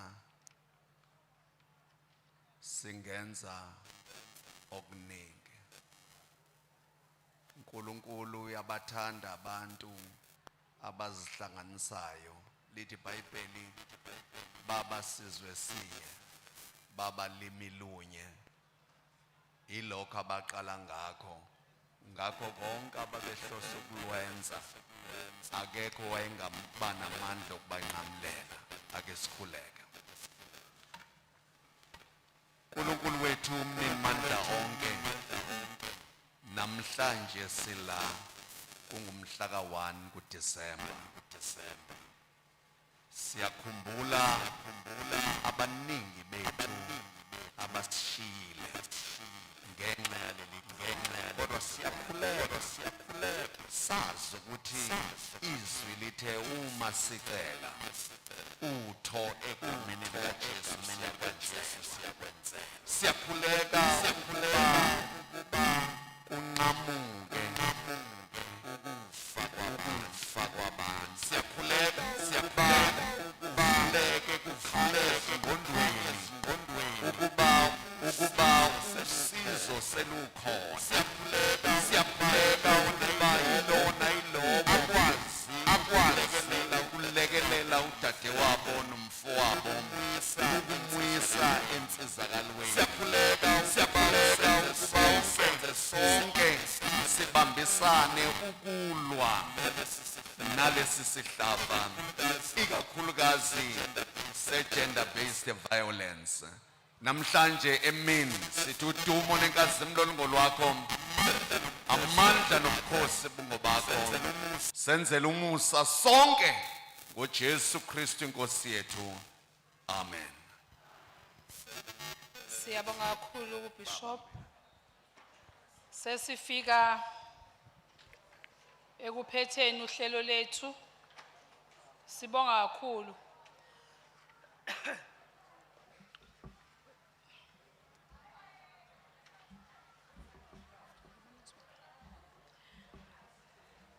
Ngaphambi kokuthi sidedelane ake ngicele uba kwenziwe izimemezelo uDokotela uNzimande.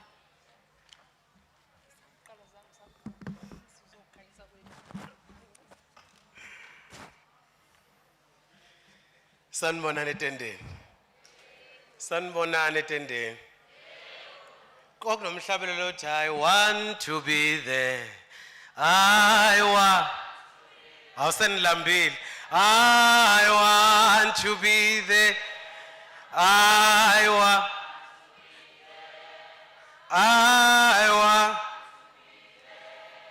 to be there. Awukhona abalambile. Thiwa bawazi ukuthi ngiphethe imemezelo zokudla buzocula kakhulu.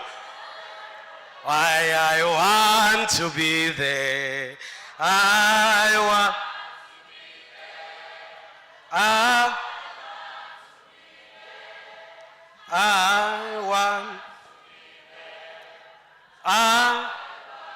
Yimina njalo ophethe imemezelo zokudla njengoba uyitshela nje. Njengoba uyimunca nje.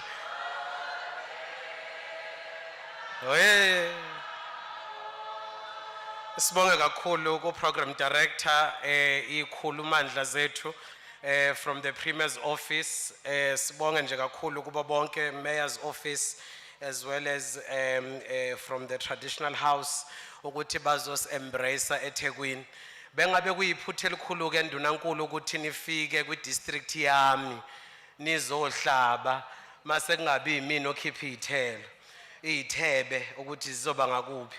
So bekuceliwe ukuthi laba kade bekamuhle ekseni baphindele kamuhle njengokuthi kade bayazazi kade bekamuhle kucela ukuthi baphindele khona izithebe zabo izokhishwa khona. Laba kade bekwi briefing ekseni with the Premier's office bayacelwa futhi ukuthi baphindele ku briefing le kade sekuseni. Wasukuthi ke laba bafike la etendeni niyacela ukuthi nihlale la etendeni ningasukumi. Sidlulisa nje ukubonga okukhulu siyitheku kanye no mayor wethu. Mayor kuyintokozo kakhulu ukuseva next to you. Bengimincile kodwa ke waphuma ngembobo yenaliti. Siyabonga kakhulu. Thank you so much.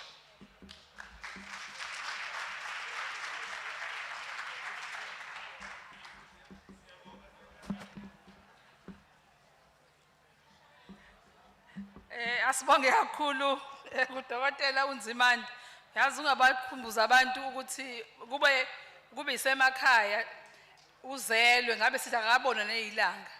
Ingane mayizelwe kuyashukana umfana u7 days, intombazana 2 weeks. Manje ke kusho ukuthi ngaba akabonwa ilanga ngoba belizoqala u7 days wakuphele kusasa. Manje siyabonga kakhulu ke sithi Mayor siyakubongela kakhulu besike sasho.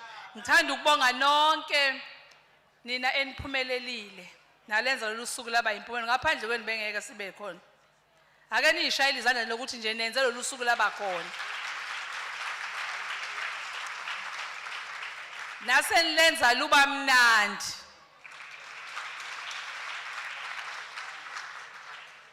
Naseniphatha kahle. Asibonge kakhulu kuNdunankulu wesifundazwe.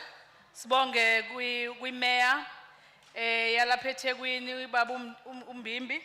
Sibonge kuNgubonduna usihlalo wamakhosi kwisifundazwe sakithi. Sibonge kowasemdletshweni kakhulu ubukhona benu. Siyabonga sesifike epheleni kohlelo ke lwethu. Hayi nami ngiyakholwa ukuthi le tender iyophinda ingithole. Ave ngavamisile lamathenda nje ukuthi uphathe uhlelo.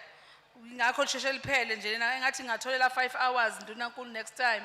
Khona ngizothi nami invoice yami kuyinyusa. Siyabonga kakhulu soqala siwe siphakame sidedela uNdunankulu nethimba lakhe besaphuma. Sinifisele ukuhamba okuhle, sinifisele amaholiday amahle. I-COVID kills. Siphinde siqhubeke nokufaka ama-mask ethu, siqhubeke nokugeza izandla, siqhubeke nokusanitizer.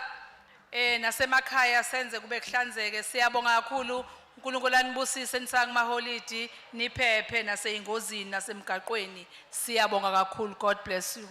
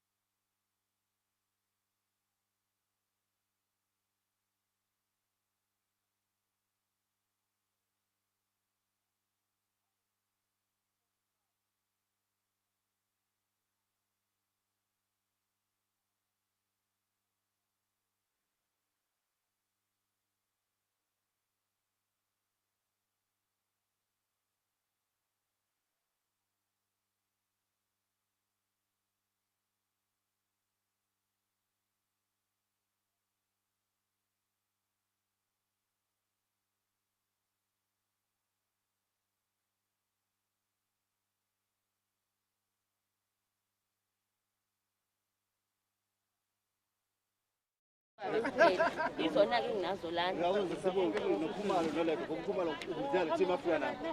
Ukhumalo kukhona. Uzothola igqoko ezi2 angazi kumakhefu ukuthi sisela amagadi. Inkinga igama nesibongo ubhali 1 kuphuma kuyona ubhali number kucingo. Wasayidele ekuphelele.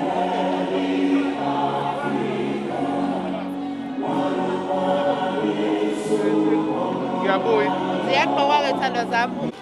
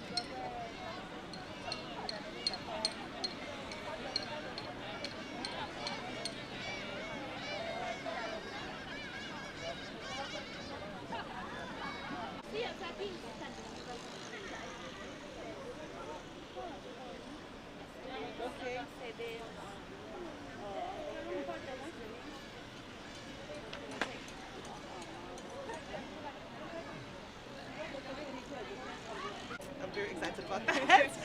So, I guess, Ganjan. No, that's more of the scientific stuff. I just got excited. Yes, it's like London. But yeah, anyway, so we do go by the instruments. We have like the Samansha and other vaccines and everything as well for TB, the HIV, and recently COVID-19 as well.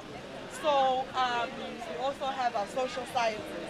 That's mostly that's a population-based research.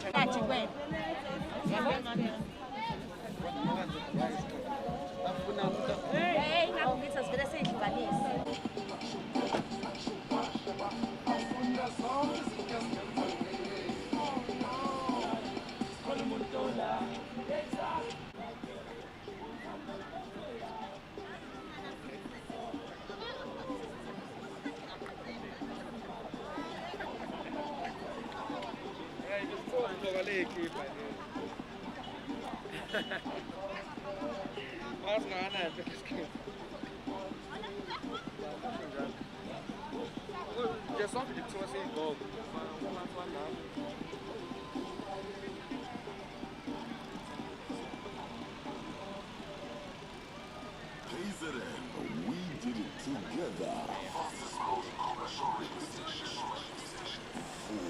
Uma 103.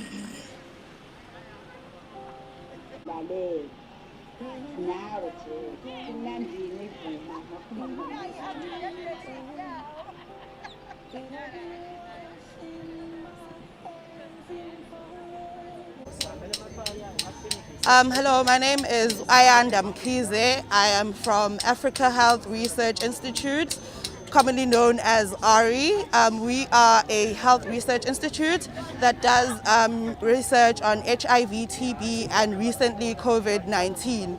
Our vision as an institute is optimal health care to under-resourced populations. Now, what that means is that we do research on 2 campuses. We have a campus here in Durban at the UKZN Medical School, and we have another campus at Somkhele in Mtubatuba.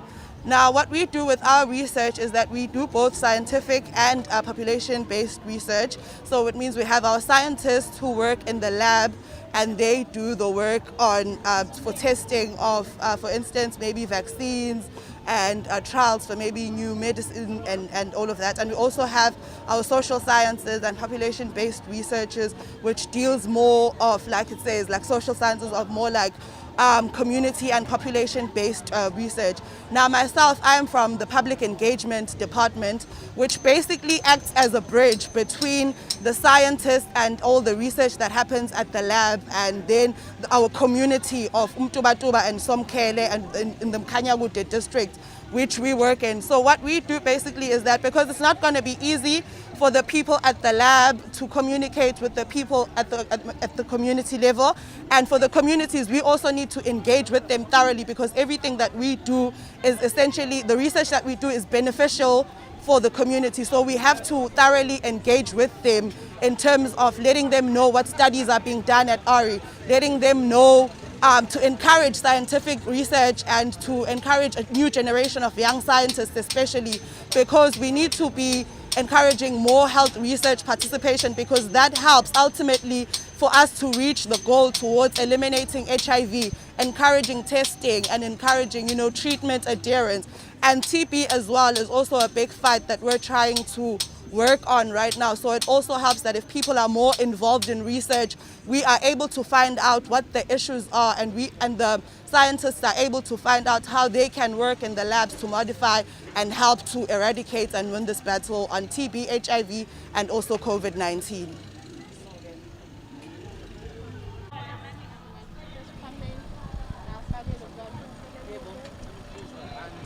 Vela ku-TV besafuna ukunibuza umbuzo wesi-challenge yokuncane. Ukhona umkhulumeli we-organization.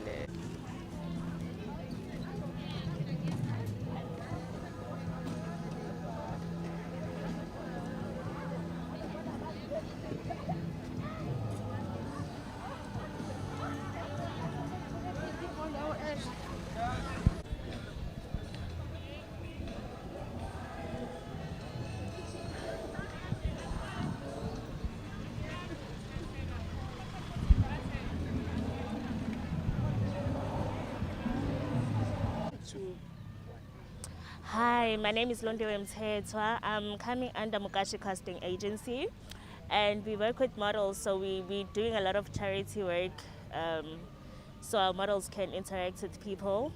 But most importantly, today is the 1st of December and it's World AIDS Day, so we're just here to support, so we got an invite, so we're like, let's honor it.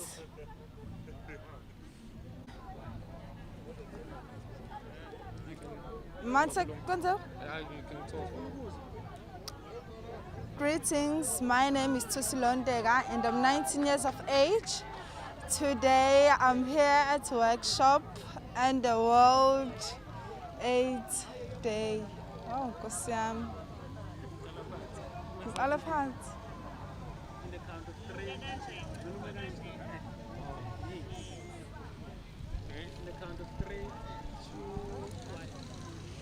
Greetings, my name is Thusi Londega and I'm 19 years of age.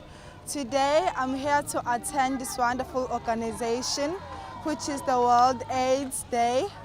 I think I'm here to learn more about AIDS, and I wish this day could be a successful day. Thank you.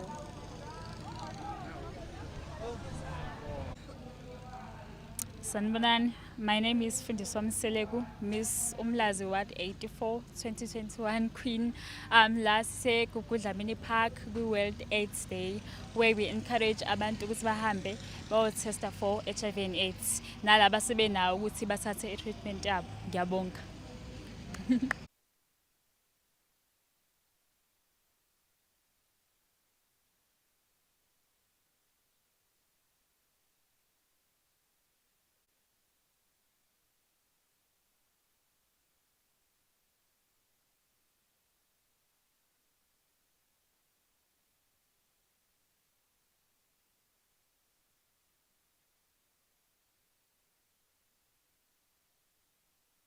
Take it home and say, okay, now I'm going to take it back home and I'm going to make sure that I go and champion for the young people. You might not be an ambassador as such of the title of ambassador, but you are an ambassador since you are someone else. And mind-wise, we have an office called DC District AIDS Council, right? It's a mayor's office. Mila, Temini, on the towers, right? If you find it or find it challenging, and I'm knocking in this, so that you are able to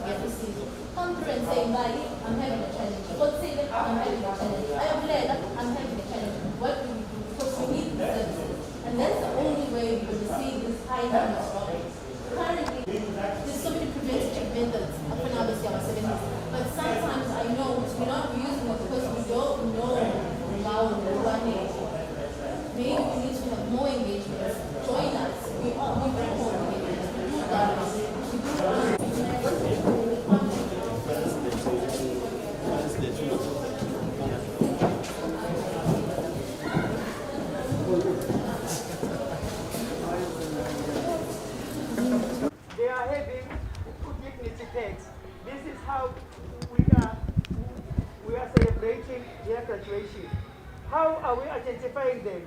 We go to we are using the war rooms. We are working together with the war rooms. Actually, we have even supported 15 war rooms with the furniture because we were making that collaboration. And we are linking those that are not vulnerable to AYFS sites that are in the facilities. And we are supporting 69 facilities at Ethekwini. And these girls were identified by, we have the facilitators, we have the peer educators that goes around in the community to identify them. And currently, for this COP21, we have identified the schools together with the Department of Basic Education, where we identified 128 schools that we are going to work in. Those schools were identified by UTBE, looking at the pregnancy rate, school dropouts, so that we can come with the interventions. And the facilities that are 69 are the facilities that are around those schools that we are working in. So today they are graduating. Uksasalami 3 also involved that we are teaching them on how to write an eye-catching CV, and it's about work readiness. And also we are working together with SA Youth and Uharambe. We are using our tablets to register them so that they can be able to access work, the adverts and all the work opportunities that are there. This is the Misele card has got a unique ID number for each and every girl that is here. Why are we doing that? We want to ensure that there is layering between structural programs. After they've got information, the knowledge, they graduate, then they will go to psychosocial support, where they are screened for OGPB, they are screened for mental health or substance abuse. And if there is a need for counseling, we use our social worker, we have the psychosocial team, and we do first-line response counseling. And if it's above us, we have a psychologist that we refer our cases, and we are working together with the Department of Health, where they need the follow-up for our cases that has been initiated on treatment. And then they will proceed to biomedical. On biomedical, we do HTS, we do STI, we do family planning, we do testing for HIV. Those that are testing positive, we initiate them on us because we are a prevention partner and hand them over to the facility. But those that are negative, we cancel them and initiate them on PrEP, because we want to make sure that we fight this pandemic of HIV and AIDS. And also in terms of UGPV, we have got a call center where we know that it's difficult for the young ones to come up to say they are being abused. But in the call center, they just call and leave the number, and we also have a WhatsApp number if they just want to WhatsApp. If a person has got a chance just to send a WhatsApp, they send that a WhatsApp, then we call them back to ensure that the girl that is phone is getting okay. We do home visit. And also on our psychosocial support, we do have household profiling. The session on men-to-men, which was done by UCMT, they are graduating also today.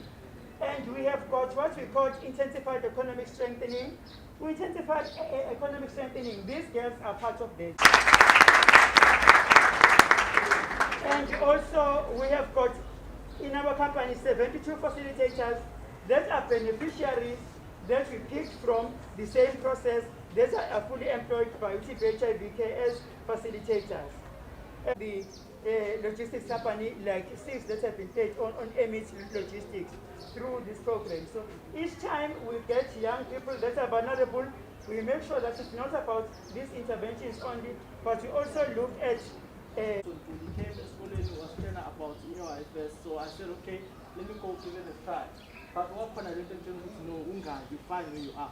So ngafika corner, and then I met amazing people who helped me out. I was at the verge of dropping out of high school because I'd given up, nothing was going on for me. But here I am today, standing strong. 2019, I completed my matric with 5 distinctions.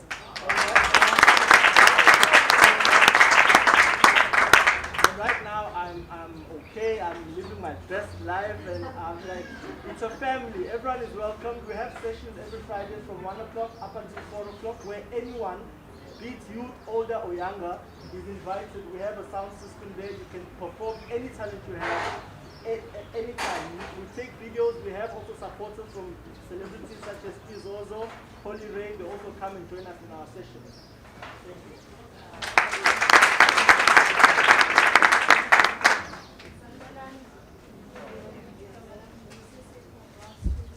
Sending and receiving the seems to find a new friend, and he goes by a lot of names: ganja, marijuana, weed, whatever you claim. I don't want this to be a long poem, so those words are ended. But let me leave you with these few words, because honestly, there's a lot that I should be saying. I mean, let's just take a look at all the tribulation that is taking place. You see them at the clubs, man, they come and they hide in their face. Now, let me try to put this in Zulu. Angazi noma ngokuba mnyama senza iphutha. Angazi noma ngokuba mnyama senza iphutha ngoba baningi abanjengathi abalele emgaqweni abaswele ukusutha. Amehlo enhlupheko uma kuba thina. Untundu njengami uyazi akunalutho kodwa siphake mbese usethela mina. Ukusiza umunye umuntu sababa yifekthina ngoba ngivele ngimbone evangelist thina sezama ukubambelela kodwa sithola sesidedele uthando phakathi kwethu. Hleze sihlehlela inzondo hleze sondela. Nathi senze njengomasibona senzele. Sisifaka phakathi enkingeni ngoba la ngaphandle kunzima ukuphumelela. Ufana naso hluphekayo ufuna ukubhekelela sicomela ukumthomela sibenze umata simbhekele phansi. Akusekho nokuzibamba sisiphila ngokuthatha ama-chance. Izinyawo zethu sesikhathele kodwa usemuntu lomqanzi. Sisithola sibuyele emuva mesizama ukuya phambili ozakwami ibona bazobanga ukungithakatha mese ngisigwili. Bese kuthiwa sinenkululeko kodwa sikhululekile sabale umuntu omnyama ozofika kwami ezoqhengeza. Ingqondo zethu zihlezi engcolile masiqeda kugeza. Silele ngempela kodwa sithi amaphupho ethu sifuna ukwamfeza. Angimzweli omunye umuntu mengimhlukumeza noma ngamemeza futhi nginendaba yokuthi le nto engiyenza kuyena nakumina iyeza. Hleze sixabana sodwa, sisebane sodwa, sidlala isport sokupepeza. Kodwa senzeni, hleze sikhiphane endleleni, sihlahlele eceleni, we don't have gold. Singathi amadifende ebholeni, asibhekeni le nto esayenza inkosi eqoleni engane zethu sizisele esikoleni. So kodwa kuze kube yini, kwema-Afrika, asiqondile.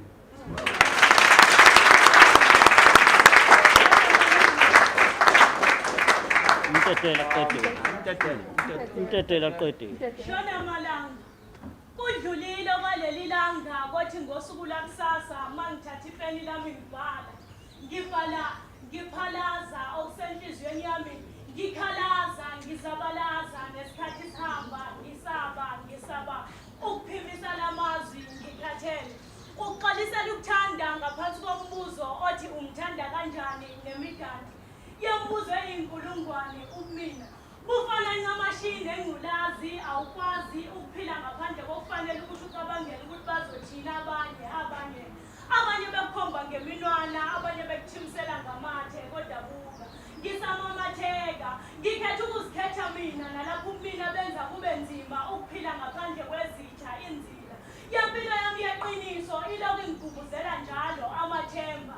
Eyawukela ngithatha ngibeka ngibeka ithemba lami kwabanye abanye bebona isithutha ngithuke sengizibuza nami ukuthi lo mlilo wequbula oqubuka la ngaphakathi kwami uyangiphulukisa nana lapho kuba nzima nokuphefumula ngifisa nokufa ngithathele uqalisela ukuthanda ngaphansi kombuzo othi umthanda kanjani nemidali yembuzo eyinkulungwane sengaphenduka inganga engaphokothane ngizokhuluma kanjani ngempilo engihluleka ukuyiphila itshe ngiligwinya nginambitha insimbi ngiyibambishisa ngibhala iy'nkondo ngisho ukuphila kwami ngezaka nezisho kuphelile manje ngikhathele.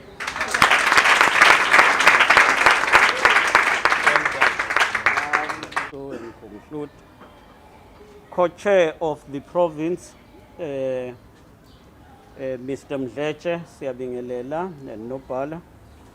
The mayor of eThekwini,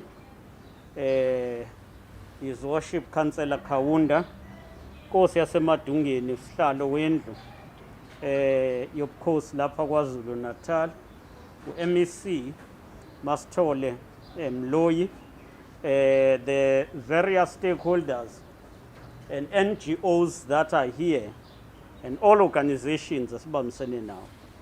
We want to thank you, but let me start by congratulating the youth that is with us here, who are now joining the troops as ambassadors in the fight against HIV and AIDS, but also in the fight against gender-based violence and femicide. We want to congratulate you. Yes, you will be getting a stipend, but you must know you are a voice of the government. You are the voice of civil society as a whole. And therefore, please go out there, educate, influence young people to think like you and to think better about the country. Our poets have presented themselves to us. We want to thank you guys. There is no end. Akuphelile ngathi, and I'm sure the determination you have displayed shows that even in difficulties, we emerge. The fact that you manage to rise to the occasion to a point where after pitfalls, you rose and you managed to pass your matric in such a way that you presented is commendable. But we want to